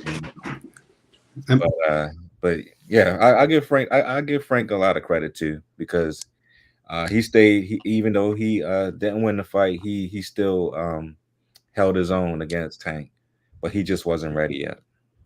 My thoughts are gonna be real quick. I just felt like like Raj said, I don't think that he was really ready. But I mean, look, Tank has taken 14 months off. His issues outside the boxing ring, so it was good to see Tank in a boxing ring, getting some of that rust off.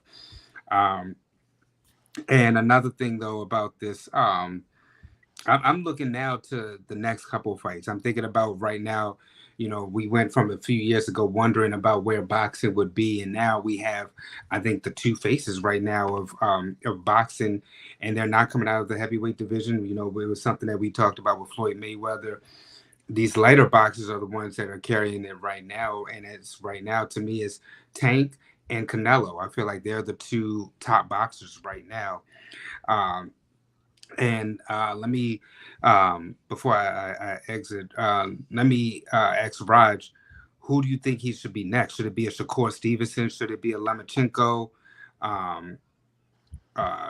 There was I can't think of the other guy right now either, but those were some of the names that came up as like the next like big money fights.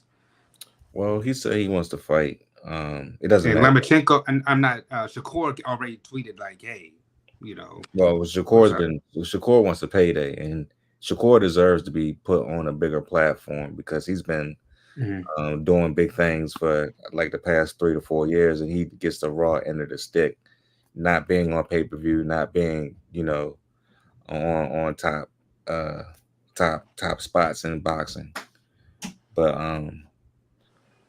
I think his next opponent should be at least Lomachenko, because I think Lomachenko is pretty much his career is winding down, coming to an end. And I think that it would be a good look if they fought each other quickly and heavily. So I think that should be his next opponent. Other than that, it could be Shakur Stevenson as well, but we'll see.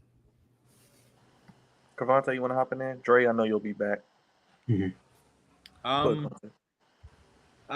So I really didn't think much of nothing of this fight because we were talking about it in the previous week. I wasn't familiar with this brother. No disrespect to him, but you don't just put anybody. Exactly. You don't just put anybody in the ring with Tank. Excuse me, because Tank's a wild boy in the ring, and he's showing that he does have a little Mayweather in him, and him being a showman and him being an entertainer, and still being able to win in the end. So he's a total package. But it didn't look like Frank was ready, and he just kind of warmed down. Just warmed down. How Rod said, he warmed down, but then still waited until that right moment and that right mistake that just some guys inevitably make against the greats, and it was nasty. It was the sleeper punch was nasty, absolutely nasty.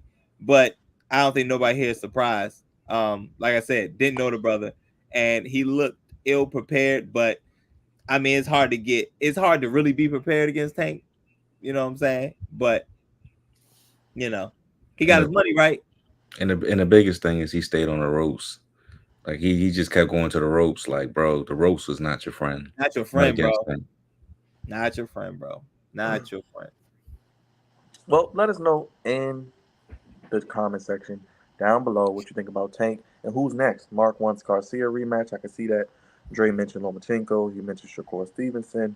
Well, one thing we know, it won't be this year because this man only fights once every 12 to No, 14 months. no, no. He said he wants to fight somebody in November, so you might see him again before the year is up. I mean, I'm he gonna has take took a I'm gonna take the 14-month over. layoff, I'm gonna and take the he over. got and he needs to, if he wants to have any chance of trying to get to Floyd, he needs to start fighting at least 2 times a year or three at I, best.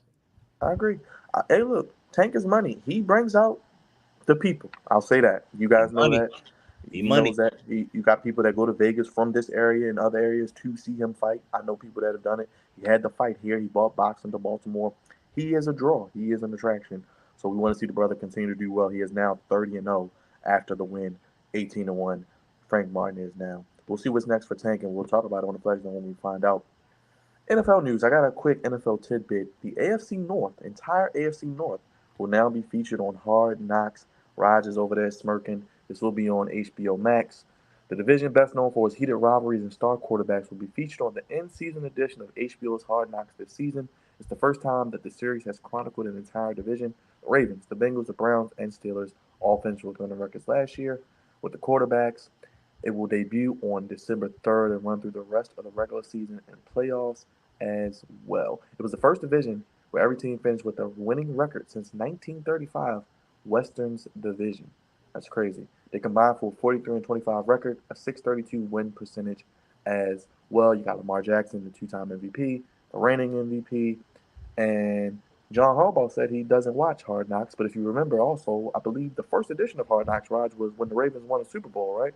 So you Hmm. got that history, long-term storytelling.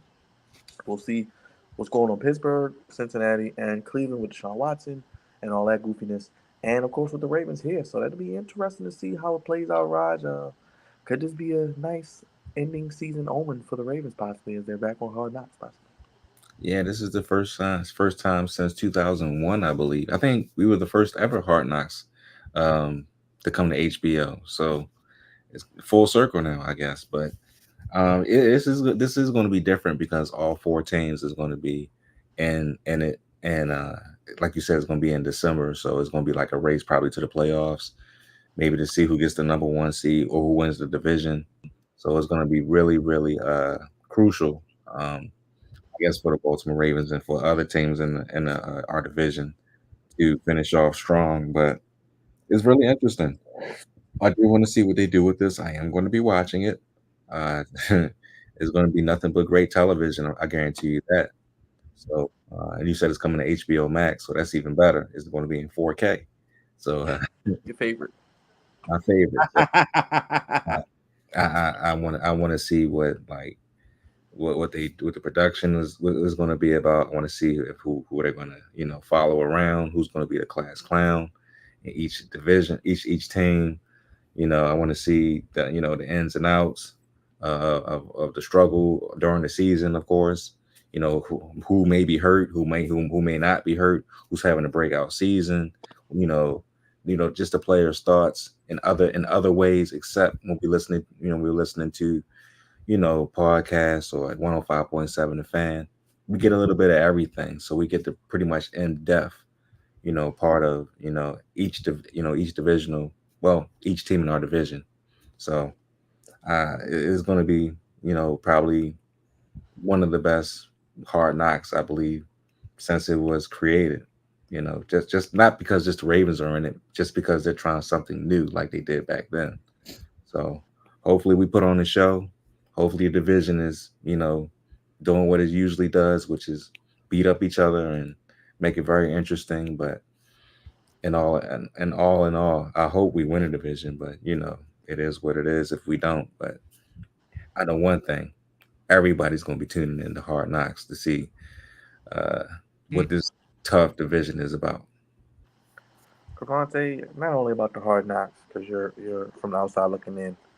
Um, I just want to throw this out there. Your quarterback was on FaceTime with a certain wide receiver. Is there any where there's smoke, there's fire, or is it much ado about nothing with Jaden Daniels and Brandon Ayuk on FaceTime? I wanted to get your thoughts on that real quick. I know we heard about that today. It's all speculation. Right now we already know that these two are former teammates at back in Arizona State, and they're like I said, they're good friends, good buddies. So it's not uncommon to see guys who are who's one spot that he's in, he's having some turmoil, go on some things that's not so likable, and it looking like he's on his way out, and then he has a buddy on the other coast that says, hey man, listen, something we should consider. Not because we're teammates, but I think this will also be a good fit as well. So I'm hoping Adam and again, all in Adam Peters, and Adam Peters I trust. And I know he'll make the right decision. I know there's some speculation about possibly looking into Michael Thomas, the possession receiver god.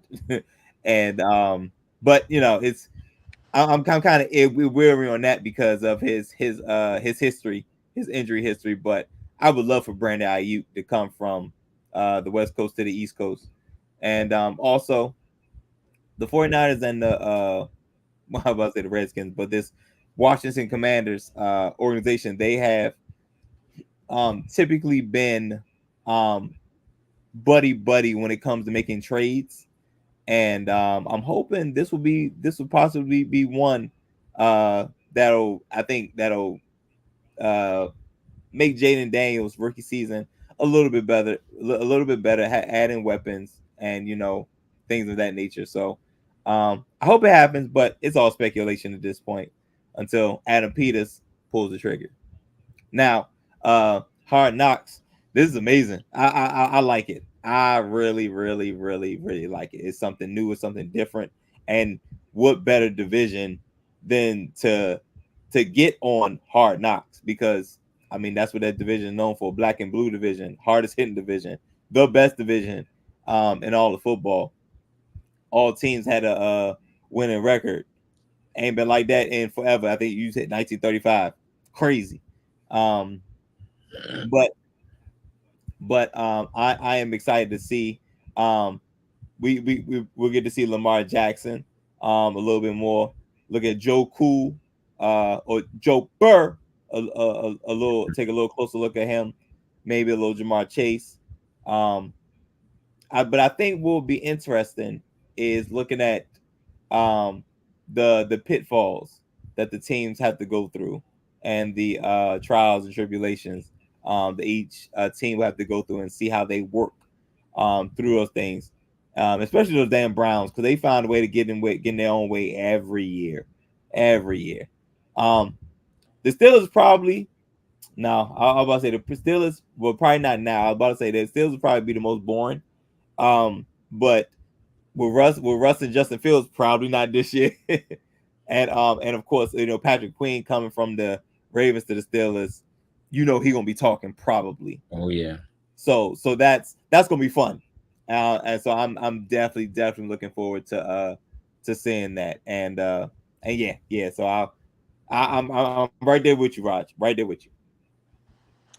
We shall see. As mentioned, starts on December 3rd. Yes, it will be Hard Knocks in season. They did it last year with the Miami Dolphins was in season. The Jets were the before the season, and the Miami Dolphins were in season. I think this year they're doing the Bears. Is it the Bears before the season, and then they're doing the in season with the AFC North. So yes, HBO Max and all your other streaming services that you use to get that information. But we'll talk about it as it gets closer and probably do some recaps about it as the show happens with our normal Ravens content as well. Let's go to our weekly Caitlin Clark update real quick. Raj is shaking his head. I know he had some. I laughed at what he said in the group chat earlier. I'm sure he'll probably elaborate a little bit more. But we saw this yesterday. Caitlin Clark beat Angel Reese. The Fever defeated the Chicago Sky. But we did see a flagrant one on Angel Reese. I think it was inadvertent contact or something they were saying.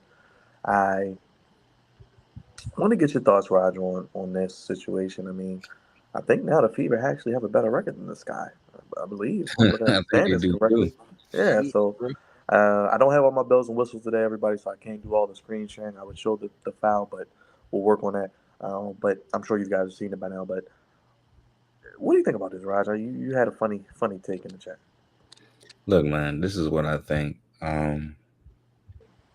This ain't the first time or the last time that these two women have played against each other. I think it's much to do about nothing. Yes, Angel Reese hit her while she was going for a layup.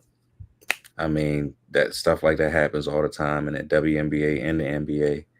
It was not a big deal, but of course, because it's Caitlin Clark, you know, we have to make it into to something else. And plus, these teams had a thing going on, the last time they played each other. But it is what it is, man. I think Caitlin Clark has won the last three meetings um, between her and Angel Reese. Since the championship, she ain't beat her. Since the championship, exactly. And it's much to do about nothing, honestly. It really isn't. And I just don't like the fact that, they gotta ask Angel Reese these questions, and then she comes out complaining and crying and all this other goofiness, and I'm like, ma'am, you just I mean, Caitlin had probably the perfect response to it. Yeah, she hit me. I was thinking about making the free throws. Angel Reese, on the other hand, she's complaining, whining, and bitching about just it's about goofiness. I'm like, it's just at this point, I'm sick of it. Honestly, I am, and I like Angel Reese and I like Caitlin. I like both of them. I like both women. Both of them can ball. Both of them are great players. But it's just the constant, the back and forth, and every time they hit, Caitlin is a big deal, and all this other silliness. Like, it's not needed. Like, these last two games again, well, these last three games honestly have been very competitive, very fun to watch. But it just comes down to, silly stuff that happens on the court, and I'm just sick of it. Like, at this point, just play the like Jesse said when we had him on earlier. Just let the women play. Just let them play, and we just get this goofiness. The media wants to make a big deal out of everything, and it's just not needed. And makes pretty much it makes Caitlyn look like a victim, and it makes Angel Reese look like the complete bad guy, which she isn't. So it's just silly, man. But those are my takes. That's what I was trying to say in the chat. Like, this is a non-issue, but of course, since it's ESPN, they're going to make it into an issue. Oh my God, Angel Reese hit Caitlyn. Oh, the world is going to end. It's whatever, man. But I think the women do play each other again. I believe next weekend, if I'm not mistaken, in Chicago. So we'll probably be talking about that as well, because I'm pretty sure something's going to happen next weekend against Caitlin Clark. Devontae. She is Caitlin Clark is the media's darling. I think I'll leave it at the media's darling, and I'm not gonna say the great white hope, because she's nowhere near of what a Larry Bird was. So I will say she's the media's darling. And with the media's darling, it's like the little baby girl can't do nothing wrong. Can't do nothing wrong. Everything that happens to Caitlyn, oh gosh. And anytime she does something great, yay. You know what I'm saying? So and it's annoying. It's annoying, but we saw this coming. We saw this coming back in college when she lost to LA, when Iowa lost to LSU and they still went to the White House. You know what I'm saying? Like, it started ever since then. Like, no matter, it's like she can do no wrong even when she loses. Like, she can't do no wrong at all. And it's beyond annoying. And I agree with Roger, what you saying, what Jesse said earlier. Let these girls hoop. She gotta take her lumps like everybody else. What's happening to Caitlin Clark is not any different from any other hot shot #1 overall draft pick or hot shot incoming ball player. And this is any sport, but sticking to basketball for sure, absolutely. If you were hot shot and you was that coming in, you got to prove yourself all over again. You know what I'm saying? And it's not an easy thing to do, and you need to have tough skin, strong mind, because it's gonna be a dogfight. It's gonna be a dogfight every night. And I think Caitlyn will eventually be all right. Not to say that she's not all right now, because again, the media is going to paint her as, oh, the woe is me, damsel in distress. And it's like, yeah, we playing basketball. she don't need saving. You know what I'm saying? She all right. She's still out there getting buckets. Now, we is maybe something will come out later with about her teammates, and they not really looking like teammates towards her. Maybe hopefully that relationship will get better, but I agree with Rod, very much a non-factor. And to Angel Reese, listen, you gonna play the villain or not? Because in one voice you want to play the villain and you cool with that role, but then you can't cry about stuff on the back end. You know what I'm saying? If you're gonna be the villain, go ahead, be the villain. Listen, I love to see it. Okay, you rough and rugged. You from Baltimore. You from Baltimore. You know what I'm saying? You from around the way. Show them how you ball. You know what I'm saying? So go ahead. Hit that little white girl every time she come through. Hit her every time. I'm cool with it. You know what I'm saying? Let her know you there. So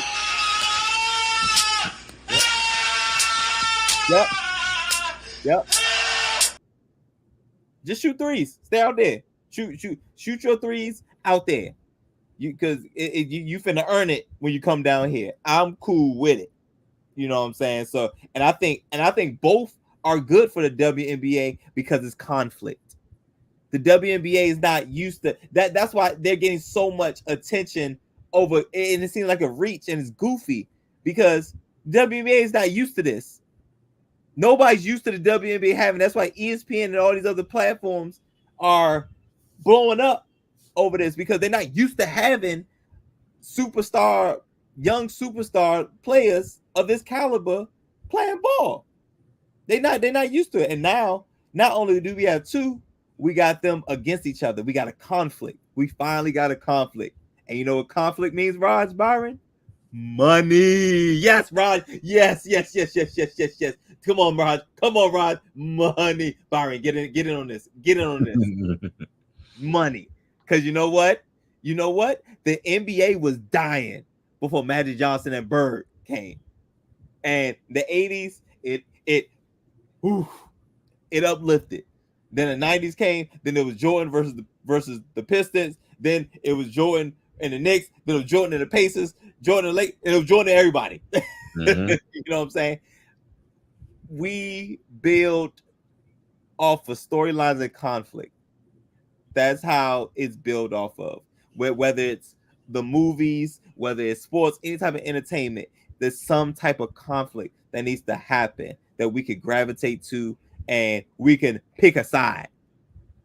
You know what I'm saying? And then once the conflict is over, then it's over. That's when the story ends. That's when the movie ends. That's when the game ends. Once the conflict is over.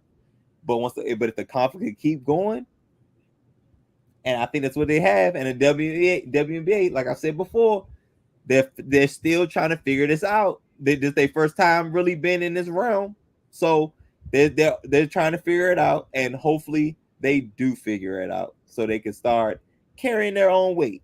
You know, we shall see. As Roger mentioned and Kavante mentioned, they will play again. I believe they're in the same division, or however the WNBA does it. I'm not 100% sure of all the ins and outs of the specifics, but they will see each other again, as Roger mentioned, as early as next week, as the teams in the WNBA continue to grow. So a lot of teams play each other multiple times. We have a new NBA champion. A new team sits atop the mountaintop of the NBA. And Raj, unfortunately, it is the Boston Celtics. I know as a Lakers fan, they now surpass you for their 18th NBA championship. Jaylen Brown made that $300 million contract over the summer that we kind of was raised our eyebrows up at. Looks like it paid for itself in one season, as he not only gets them to the championship, they win the championship. He's the MVP, and really the reason they took off this postseason, he was their best player. Tatum did show up tonight with 30 and 10, first Boston Celtics player to do that in the finals. Thinking about some of the great players that we talked about, Larry Bird and etc. Raj, the Celtics finally got it done. Joe Mazzulla and his gang. Brad Stevens put the team together as a GM now. They finally got it done. First title since 2008. Hats off to the Celtics, man. I picked them to win this series. They didn't disappoint. Like I said, they were the deeper team. They were the better team. They pretty much had it from game one until now. But yeah, they got their 18th ring. They passed my Lakers. They deserve it. I can't hate on them. I'm not going to.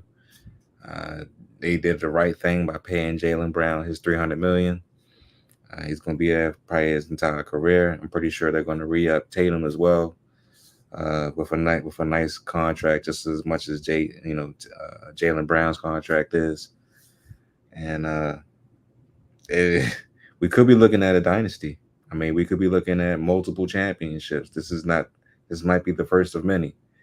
And I'm just saying, look out, man. The Celtics, they're back. This is going to be a tough thing for the Eastern Conference. We already know the teams that's going to be in it. It's going to be them. It's going to be Milwaukee. It's going to be probably the Miami Heat, of course, because Pat Riley's still around, and maybe the 76ers if Joel Embiid stays with the team. But this is a team to be reckoned with. They always, and I got to give credit to Danny Ainge, man. He always finds talent all around the league to come to Boston, whether it be Porzingis, Derek White, what they have now, or back in the day, Marcus Smart, Gordon Hayward, Kyrie Irving. I mean, the Celtics since Drew Holiday, the Celtics since I believe 2015 and 2016, all the way to now, has been loaded with talent. Loaded with talent. They had a lot of shortcomings these past 10 years. They had a lot of shortcomings, but now I believe they finally put it together. And I just think this is the first of many. To be honest with you, I think this is the first of many because Jalen Brown is getting a lot. He's getting better, of course, as you've seen, and Jason Tatum is following the wave, and they figured out how to play with each other completely now. Like back then, they one was trying to dominate, the other one was trying to play the Pippen role. Now it's like they don't care who plays which role. It's like whoever's hot is gonna get the ball. And Jason Tatum had his moments in this series where he didn't show up a couple games, and Jalen Brown had his moments as well where he didn't show up a couple games. But they figured out how to play with each other. They figured out how to get the others involved, and they play great defense when they want to. And this is the result, man. But I will say this. Even though Dallas didn't get the job done, it was remarkable to see them make it to the finals, especially after that trade that they did mid-season. I did not have them going nowhere near the finals. So I got to give them their proper due as well. But this is a learning experience for Luka Doncic. He was called out by a lot of media members after, game 3 when they thought he quit. He came out game 4, did his thing. Pretty sure he did his thing tonight as well, although that they lost. But this is a learning experience. I'm pretty sure he'll get back there in the future. But Dallas needs some more pieces around him. Don't get me wrong. They had Daniel Gafford, who's pretty good, and PJ Washington from that trade, but they just need more shooting and more experience. And I think that a lot of the guys tonight, got their first crack at the NBA Finals outside of Kyrie Irving, who's been there before. But I mean, we could see them get back, but they're gonna need a couple more pieces, to get back. But all in all, man, I even though I'm not a Celtic fan and I never could rock with them. Like I said before, I will give Jason Tatum and Jalen Brown that credit because they've been working extremely hard for this, and they did it the right way. And they didn't go nowhere. They didn't ask for trades. They didn't, leave each other's side. They figured it out like men, and they got the job done. And that's what you ask for in sports, especially in these days and times where people want to go from one team to another because they can't get the job done. These two gentlemen got drafted by the Celtics, stayed with the Celtics, and now they're champions with the Celtics. So hats off to him. Let's see what happens this following season. Joe Mazzulla, sixth coach age 35 or younger to win a world championship. How about a guy like Al Horford, been in the league since 2008, getting his first title, and what was it? It was one more thing. 18th title overall, obviously most all time, but I just wanted to point those tidbits out as well. And remember, they also they lost 2 years ago, but they getting Drew Holiday, getting Derek White, as you mentioned, the others really stepped up. Pritchard and Hauser. I mean, they really did it the right way. And how about the goofiness, Kavanta? We talked about it with Goofy of the Week. That's what I meant to tell you. The Ime Udoka situation. They got rid of him. They bring in Missoula. Missoula, he doesn't really know what he's doing. He's wet behind the ears. He fails against Golden State. He comes back and he outcoaches Jason Kidd, who is a Hall of Famer. I mean, he just got a new contract. So And I just wanted to point that out. Let's not forget Byron. He's also Christian. He's a Hey, Christian. man. Yeah. So it's something to be said, and it's the reason why the Boston Celtics are one of the cornerstone franchises. It's something to be said about an organization that does things the right way, and no matter what happens, even when they fall short somewhere, they find a way to pick it back up. And that's a consistency I see amongst all well-run organizations, no matter what the sport is.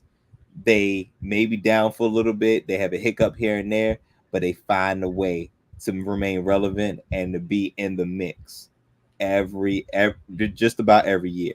And now I'm not quite sure about a dynasty, but they're gonna dominate the East. It's just whoever they see in the finals, for real. Unless Miami, I know the Sixers are probably never they can't get right at this point.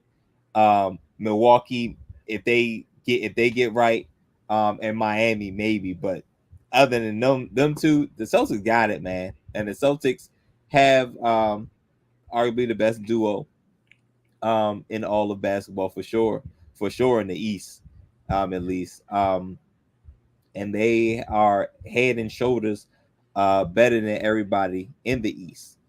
But congratulations to them on their 18th banner, and shout out to Jaylen Brown, because Jaylen Brown got a lot of flack for probably the last 2 years when he couldn't dribble for some time. He had no left hand and all that. Yep. So he overcame that, and now he's a champion and he is a finals MVP. And I figured it was going to be him as opposed to Tatum, because Jaylen Brown, no matter what he comes to play, Jason Tatum comes and goes, disappears. Still an awesome talent, but Jaylen Brown played ball all the time, and he was the MVP of the. Remember, I didn't know this was a thing. He was the MVP. Basically, he was the whatever of the Eastern Conference Finals, and it continued. Now, if Porzingis would have played the whole time, maybe Porzingis would have had a shot. But Jaylen Brown was the man, and he deserved to win Finals MVP. And the Celtics investment checked out. Now, the reason why I'm not sure if it's going to be a dynasty is because Tatum's going to get a $300 million. So they're going to have two people in $300 million. Al Horford is probably out the door. White gonna want and folks gonna start to want to get paid. So I don't know. I think White is eligible too this summer, Cavante. They were talking about that, so he could get paid as well potentially. So, but and of course, and Drew Holiday got paid when he came. He just got paid. Yeah. So he'll be there. So they gonna be all right. But again, it's one thing to be said about a team that even when they lose something or lose somebody, they find a way to re-up. Like the Kansas City Chiefs lost Tyreek Hill, no problem, and they still find a way to become Super Bowl champions. It's just something to be said about well-run organizations. They find a way to get around their problems and get the most out of their investments. And trust me, not every team can say that, not even close. But congrats to them. I am going to put some respect on the Dallas Mavericks. Luka was called out for sure, and Raj, I ain't gonna hold you. I ain't think they should have sniffed it. I would not have guessed that it would have been the Mavericks representing the Western Conference in this finals. Not even close. Not even close. So for Luka to lead the Dallas Mavericks to the finals is huge. Now Kyrie Irving, on the other hand, leaves a lot to be desired. I think the how do I say, the Celtics, how they felt about him and how the Celtics showed him how much they really don't care for him. He'll probably say it didn't affect him, but I think it did. He did not play his best. He did not play his best basketball, and it's clear because if he did, they wouldn't have damn near got swept. So I think Dallas needs a third guy. They need to solidify a third guy, and I think they'll be back in the Western Conference Finals themselves. So I'm not gonna say, I ain't gonna say they need a third guy. I think they just need more depth. Like because because the NBA is starting to get out of getting out of the three guy. We need this third. Nah, like after what happened to the Suns is like, bro, you don't have enough money for everybody to eat. So it's like it's just a 2-man weave, and then Boston may be facing that problem soon, bro. You're right, but still, I mean, they want to have pieces though. Like Porzingis will still be there. Drew Holiday will still be there. Yeah, they got Hauser will still be there. They're still gonna have a lot of depth, even if a couple people leave. But I'm just saying that the times are where we need a third superstar on the team. I think them times is coming to an end. Well, not superstar. I'm just saying somebody that can create outside of Luka and Kyrie, not a superstar, because that ship has sailed. We over it, like you said, we over the 3 superstars because ever since the Heat experiment, which depending who you talk to, it kind of worked, kind of didn't. You know what I'm saying?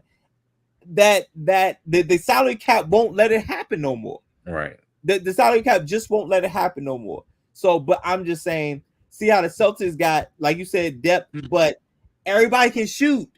Mm-hmm. You know what I'm saying? Or everybody, or they got at least 3 people on the floor at all times that can score. You know what I'm saying? And PJ Washington, where you at, baby? Because it was all the rage in the previous round. But if it's not Luka, Kyrie, and then Kyrie, with Kyrie, him coming and going, so it's really just Luka. So Kyrie needs to be more consistent, and they need another guy that can spread the floor. And I tell you, Celtics were a big mismatch, and we talked about it, them being a mismatch with nobody's in the paint. And everybody on the outside, even down the out hole for Porzingis, everybody can shoot. Mm-hmm. Everybody can score. Everybody put the ball on the floor. So it's like you put the defense. If you got a big man, he's a liability. And we've been talking about that in the NBA, how the big man position has become obsolete pretty much. And you a liability. Like Rudy Gobert is the biggest liability ever. And I still think that's the dumbest trade they ever made, but it is what it is. So even if Minnesota would have played Boston, they would have exploited that matchup. I agree. I don't know if it's the dumbest trade, being that they did go to the Western Conference Finals. He was the Defensive Player of the Year. So it kind of works. That shit's overrated, bro. That award is overrated. I'll tell you this. No, not necessarily, because it was a bad matchup. Made a point on a podcast some years ago. He said that he never won it.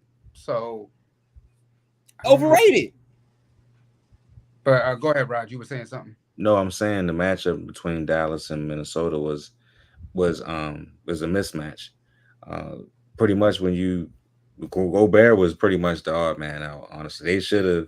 Be honest with you, they should have benched them and just let Towns play the 5. But Towns didn't show up then anyway, though. So it's like, Yeah, he was coming and going too. And let me say this. We're supposed to say congratulations to Boston. Man, fuck Boston. I don't give a damn. Lakers fan, Lakers nation, you already know that we supposed to be eating. But no, honestly speaking, though, for real, congratulations to the Boston Celtics. Being a Lakers fan, of course, we wish it was us, but Boston right now is just ran better. They stuck with a head coach. The head coach resigned. It went into the front office. They stuck with their young players, developed the young players, got depth each year, kept improving, and now they're here as NBA World Champions. Um, they did have a goofy situation. I mean, you have some turbulence along the road because a lot of us do feel like that Boston could have been in this position a lot sooner with their previous head coach. Um, but um, that's neither here nor there. There were some questions about their current coach, but now, hey, he's a world champion. Uh, Tatum and Brown, there were questions about breaking them up for years, even last year when they lost the series Yep. to Miami. But we have to remember these guys um, are just a little over 25. Like Tatum, they said at 26 years old, Tatum can be the highest paid NBA player with $315 million at age Damn, 26. Ain't no damn. damn. Goddamn. That's the uh, Kevin Hart. Damn. I'm that's sorry. a that, I'm sorry. you're right. I told you I said goddamn on that one. Uh, goddamn nigga shit. Goddamn.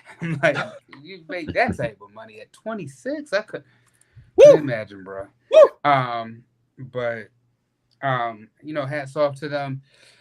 They were just a superior team all year, and you just saw like Raj, you were talking about the depth of Boston, man. They just, this was a team, like I said, they just trusted the process and got it right, and that's something that we just. I'm saying this as a Lakers fan or just in sports, period.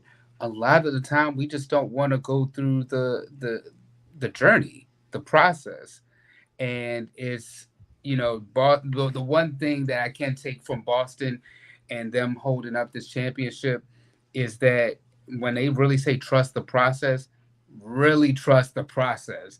It's not gonna be, um, it's not gonna be easy. And, like I went through the whole soliloquy about everything that Boston has gone through over this time, but now look at them. Not only are they champions, but they're the first team in the NBA to break the record and have an 18th championship. Um, I know people point back to they haven't. This is only the second championship in, like within the 24. I mean, 16. it's been longer than 24 years, but I mean, over the decade they've only won two championships. An organization that's won more than that. But sometimes we want to hold on to the past so much that we forget that not only are these athletes, but it takes time and it's a process, and every championship it does not come easy. Yeah, we think about like the Kansas City Chiefs, and it seems like it comes easy to them. But you saw even in this year trying to defend their championship, they went through a lot of turbulence. Boston, who's been knocking on the door for years and finally just breaking through, even after going to an NBA final some years ago and losing, you see that it's just not an easy thing. Even if you come from a winning culture, I mean, shoot, we see that as Ravens fans. We've been knocking on the door. We've had the MVP. And Lamar Jackson has had a couple MVPs, but still hasn't hoisted that trophy.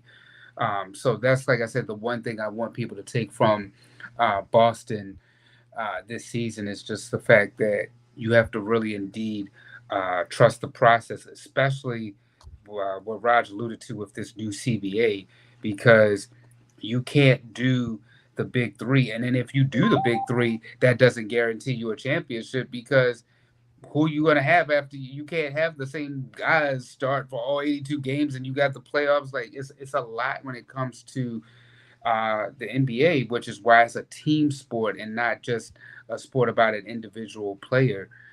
It's a real collective. So that's the thing I really want, just like people to really take away from that. And congratulations to them for finally breaking that glass ceiling. Just remember, but first, let me thank God. So also we probably need a moment of silence for our good brother Carlos, because what he did not want to happen ended up happening. On his good birthday, the Boston Celtics won the NBA championship as they did 16 years ago in 2008. Trust me, bruh. I always tell you that story about when I was down there at the ESPN zone, and the dude was saying that Doc Rivers looked like he drank Thunderbird. First of all, you say ESPN zone. My gosh, we're showing our age, brother. God damn. God damn. I missed that place. Damn. Bring it back. That was fantastic for my age. I don't care. We missed that place. Look, man. bro. We Hey, love that bro. place. Hey, Raj. You remember, man? It was good times down there, wasn't it, man? It was. I For remember. sure. Byron For said too, sure. yeah. I remember the Hashtag last. bring it back. You but can keep your Dave and Buster's and your main events and all that. I want ESPN. It ain't ESPN zone, bro. Yeah, It ain't ESPN bro. zone. That was That's a a fact. forever classic. And like I said, I mean, we're down there watching it. I just remember the guy saying, "You look like you drink Thunderbird," and I'm like, "What the hell is do. Thunderbird?" Yeah, Like I I do. never. I do drink Thunderbird. So Oh man. good times and good vibes, man. Cavante, you ready to get goofy and get out of here, brother? Oh yeah, and what I was just gonna say one more thing. Also, Good. 617 is a Boston, Massachusetts area code, so that's also a fun fact. They won in 2008 and 617. They won 2024 617. Who gives a damn? Both for Carlos' birthday. Sorry, bruh. It be happening like that, man. You're bad luck, Carlos. Get out of here. Cavante, let the people know what Goofies of the Week is for those who may not know, and let's get goofy. But first, let's get the goofy goober himself on the screen. But make sure you guys hit that like button if you haven't already. Hit that subscribe button. We've been rocking off over 2 hours. Appreciate you guys being here. Let's get to Cavante's Goofies of the Week. Oh, gosh, something wrong here.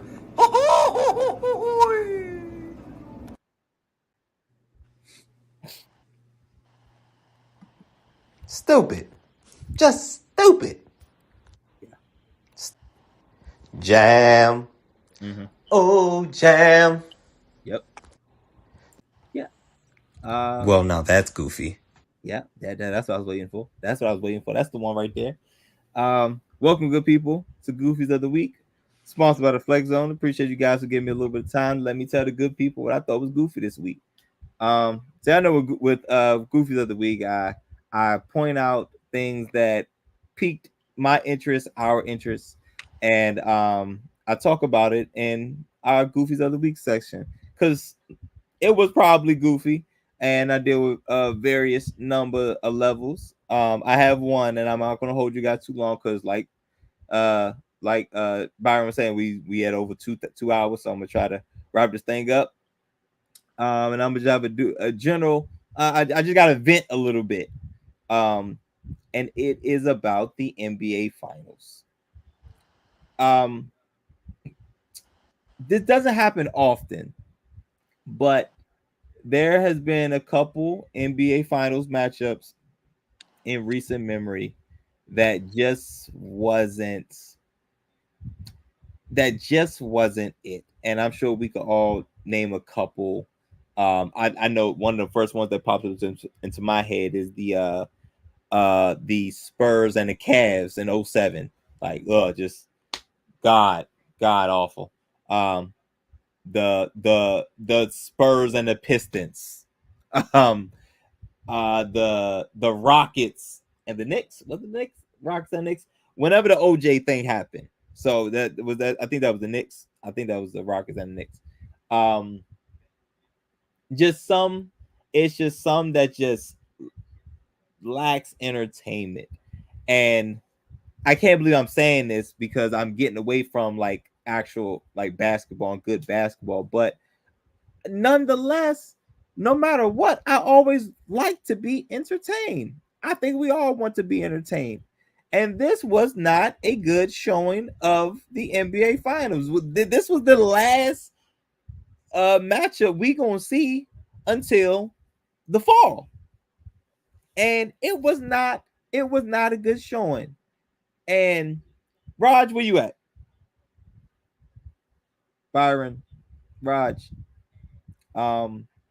Dre came in on the tail end of it, but I was talking about conflict before.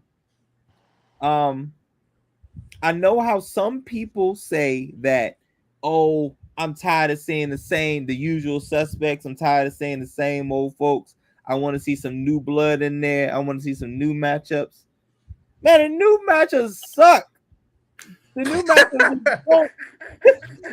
matchups don't be it, man. Like this finals was terrible. It was terrible. Oh, it was so bad. So bad, so bad, so bad. And it was no conflict. There was no storyline. There was nothing to gravitate to. The biggest storyline was that the Celtics were going for 18.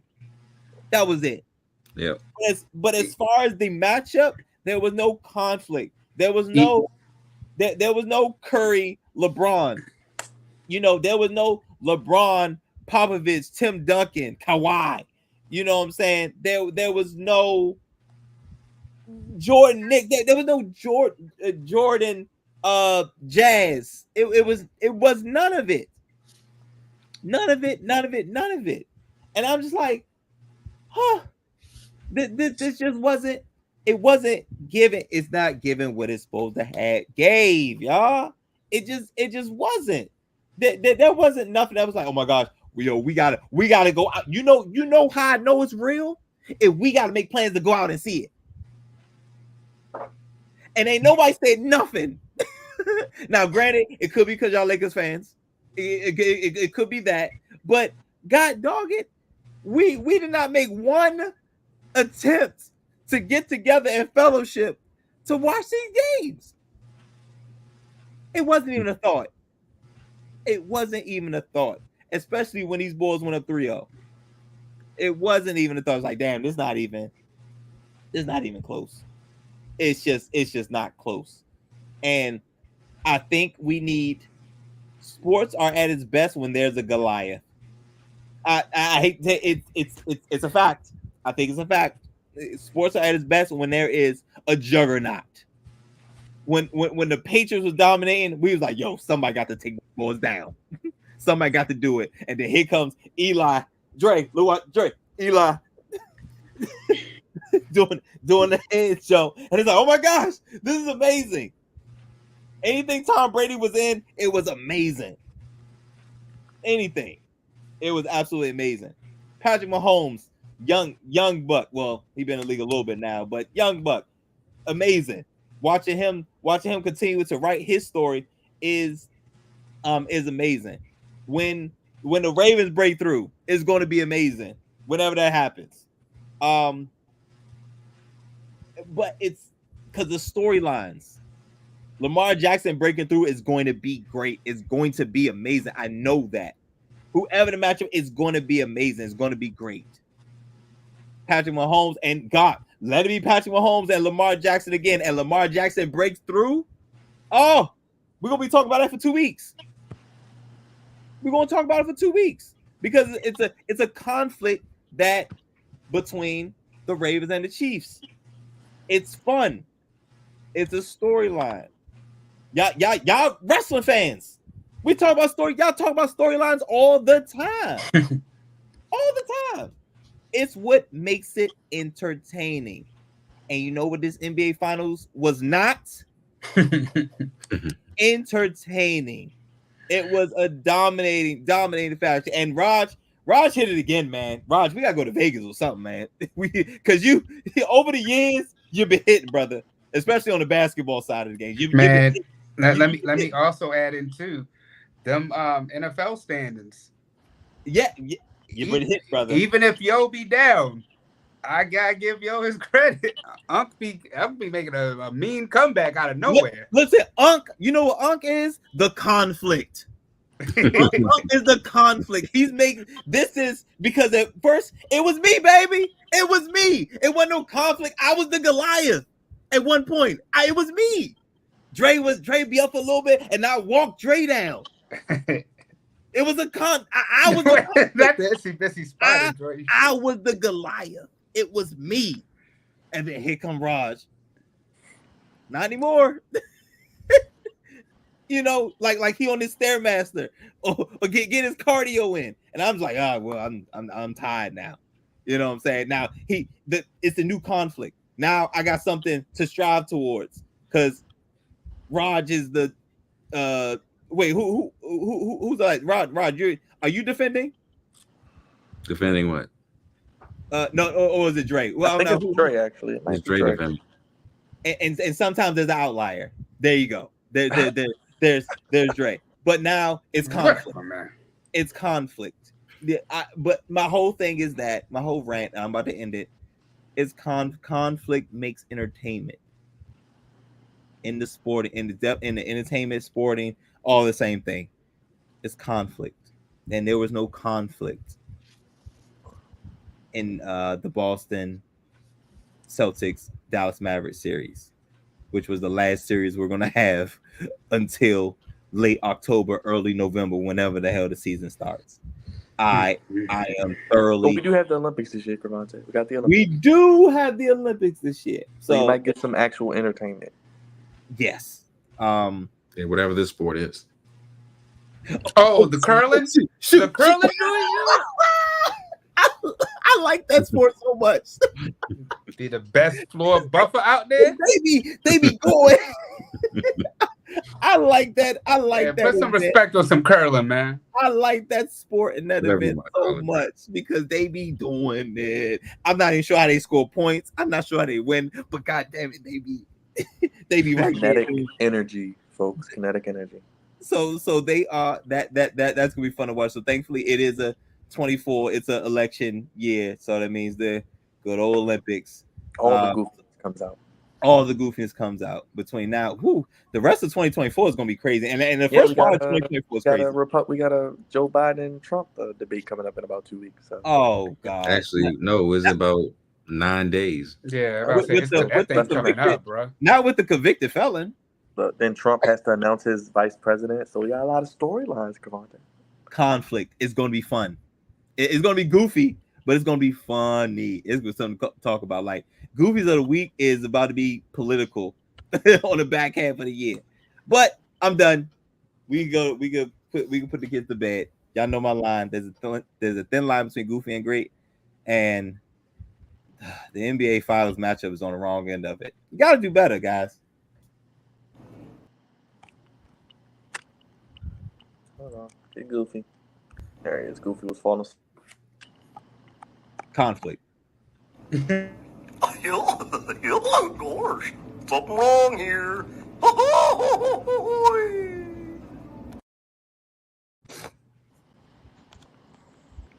Well, now that's goofy. Let me just add in real quick. Stupid. Just stupid. What Cravante said. Jam. Oh, Jam. Just to piggyback off what he said, I think also they're just, though Luka was in it, it was kind of no real like stardom. And the reason I say that is because, like you said, there's no LeBron, there's no Steph, there's no KD. Luka, like they're still trying to find a face for the NBA. And that's what I mean by the stardom. Yes, they like Jesse was saying, they have talent, but it hasn't been a guy. We're waiting for the guy right now in the NBA, and that's and that's just something we're just waiting to see, like who's going to be the next guy. Is it going to be Ant-Man? We were kind of hoping for Ant-Man to make it because we're looking for that guy. Giannis this year. no, it was like, and Luca fell shortly. Like he went through the growing pains. That the same thing LeBron has had to go through, and other superstars along the way with the NBA Finals. Sometimes you break through instantly and win, and sometimes you got to go through the pain of it and then come back and win it another time. So we'll have to see what happens um, moving forward. But I think that also plays a factor too. The fact that there was no real stardom to it to draw you in. Like you said, it wasn't anything to make you um it wasn't must watch TV. It wasn't must see TV. Like you said, I mean, it was nothing this year. And something I didn't even think about the first time, that none of us have talked about, like, hey bro, were you watching the game? And we didn't do that this year. You're totally right. It's something that didn't even hit my head, to think about. I mean, even this year during like football season, we've gotten together, but not at all And for. we've made plans, and football season's not even here yet. We made plans for football season that's not even here yet. Rod got 2 trips going. I do. You're right. We ain't said nothing about these goddamn Celtics and Mavs. We ain't say nothing. Matter of fact, hey, bro, I'm gonna take it up a notch. In the group, what we talking about getting together for? The Orioles game. Of course. So I mean, that has story to it. So yeah, but it has everything. It has the conflict, it has the stardom, it gives story. It's like you wanna, it puts butts in the seats. You want to see, will the Orioles really break through? Is it going to be the evil empire who they're facing, who's really the other team in the AL right now? So it's a lot of things going on with them, but I'll say until the West had all the storylines and all that stuff, but the East this year, Boston just ran through everybody so much that you were just like, nah, it's probably Boston's to win, and then you were hoping that like somebody from the West would take them out, and like you said, like you just did, Byron, piss posh. Well, you know what they say: if you want story, just Go Google it. I mean, look. I mean, WWE had storyline this year with with Roman Reigns and the Bloodline, but the NBA this year just didn't have it. Raj, we know we tell the people to go Google it, but we want to, social media wise, what do the people need to do? We had a lot of people in here tonight. What do they need to do? And tell them about the Flex Zone if they don't know. Well, please, if you're new to the Flex Zone, if you're new to watching us, we're on YouTube. We're trying to get our YouTube count a little bit higher. If you're on X or Facebook, come on over to your YouTube channel, the Flex Zone Podcast on YouTube. Hit the like, hit the subscribe button. We do this every Monday night. We have videos throughout the week. Byron does AEW Dynamite live stream on Wednesdays, and we do pay-per-views. We do live stream pay-per-views every AEW and WWE pay-per-view. And like I said before, we have plenty of other content on the channel. So just come on through. If you're new to it, come on through. But that's pretty much it. Appreciate it, Raj, our social media producer who always makes the streams pristine. Drizzy Dre, next week, episode 446. Man, we're inching close to the 510th year of the podcast. What can the people expect next week? Know we got some things in the pipeline, but what can people expect? Well, I'd probably say more WNBA, some Major League Baseball. Those are the two driving forces right now as we enter the dog days of sports. The Olympics is coming up, but I mean, like I said, it's the WNBA, it's Major League Baseball, and also Major League Baseball has the Negro League Classic coming up with the Cardinals and the Giants on Thursday. I would encourage people to check that out. It's at Rickwood Field. And yes, they'll be honoring Mays. Mays won't be there, unfortunately, this year. But 92 years old, right? Yeah, I mean, but at least give him his flowers. At least they're doing that. But this is a place where it was the last Negro League World Series that was played at. So it's good that baseball is doing this and giving those men their flowers and honoring them. what I'm loving right now is it's bigger than just doing Jackie Robinson Day, because now it's extending, and you're seeing that they're really making an effort moving forward to pave way for those men who have paved the way for people over the years. So something I'm looking forward to on Thursday. Appreciate that, Dre. And one more time, let's give it up for our guest, our brother from another, who's part of the Flex Zone family now. He'll be back, ladies and gentlemen. We'll clip the interview and put it up tomorrow morning. The one and only Jesse. We got to give our praise to him one more time. Make sure you guys go over to his channel. Stop telling Smart. Follow him on Twitter. Follow him on Instagram. Subscribe to his channel as well. Check him out with JD on Wednesdays as they cover AEW. He does watch longs. He covers WWE next day. So he'll be probably putting out a Raw recap tomorrow and talking about the debut of the Wyatt Six and all the big storylines coming out of Raw this Monday. It was a very, very noteworthy, newsworthy show. And we are getting ready to get out of here. We've been here for over 2 hours, and we're getting ready to put the kids to bed. Raj, anything big coming up this week? Anything that the people need to know? As you mentioned, live Wednesday for Dynamite. Well, just a couple things.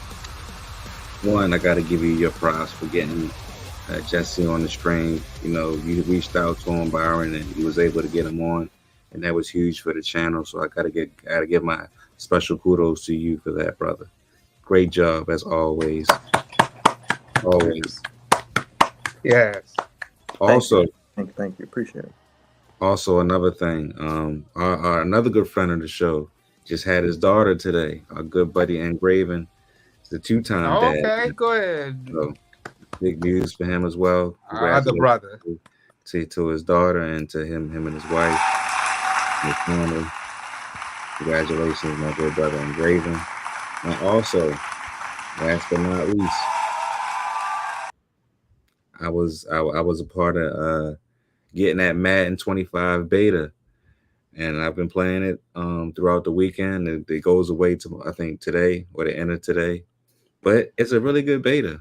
It's a really good beta. I think the game this year is going to be pretty good because sometimes it's not always as good as it's supposed to be, but I think they're actually doing a pretty good job, especially with the NCAA game coming out next month.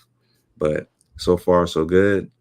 From what I've tested, they fixed a lot of things, and they added some more new animations to the game, and it's been really fun to play. So those are my announcements. Those are the things that I've witnessed. Of course, like you said, what's coming on the channel. Of course, we got AEW Dynamite on Wednesday. Do we have any pay-per-views this week coming up? Next one is Money in the Bank for like 2 weeks. What? AEW's last Sunday of the month. Yeah, we got Forbidden Door on the 30th and Money in the Bank on the 3rd. No, the 6th. I'm sorry. Okay. July 6th. So we'll have previews probably for Forbidden Door, maybe. Definitely previews for Money in the Bank coming up. And I'm pretty sure we'll have some other things on the channel as well. We'll just stay tuned. Keep your notifications on position because we'll be having something coming up.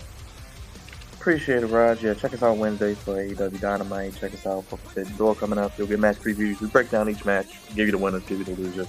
You guys know the vibes. Hit the like button, hit the subscribe button, hit the bell as the Flex Zone. We are the only place, fellas, giving you sports how you want it. When you need it. And always remember, it's not just our house. It's not whose house, it's the Flex Zone's house. Sorry about that. But make sure you guys subscribe, hit the like button, hit the bell. We'll have an interview with Jesse out on the channel tomorrow. We'll clip some more things from the podcast. We'll be here. Only place, giving you sports how you want it, fellas. When you need it. Hit us on Twitter at the Flex Zone 1, Instagram the Flex Zone 1, Facebook the Flex Zone 1, and TikTok the Flex Zone Podcast, the Flex Zone 1 at gmail.com. And as always, we're here every Monday with the flagship podcast, the Flex Zone Podcast. We're here Wednesday for AEW. We're here for all the pay-per-views. And we're nothing without you, Flex Zone family. So appreciate everybody watching, old, new, been here before, if your first time here. Make sure you hit the like button on your way out. You hit that subscribe button. You let us know what you like, what you didn't like, and what you'd like to hear from us on the channel as well as we get ready to get out of here and put the kids to bed. For Cravante, who is our senior producer, Jersey Dre, executive producer, Big Raj, social media producer, God's favorite host, your social producer. We gone, y'all. Peace. Have a good night. Thank you for watching. Thanks again to everybody in the chat.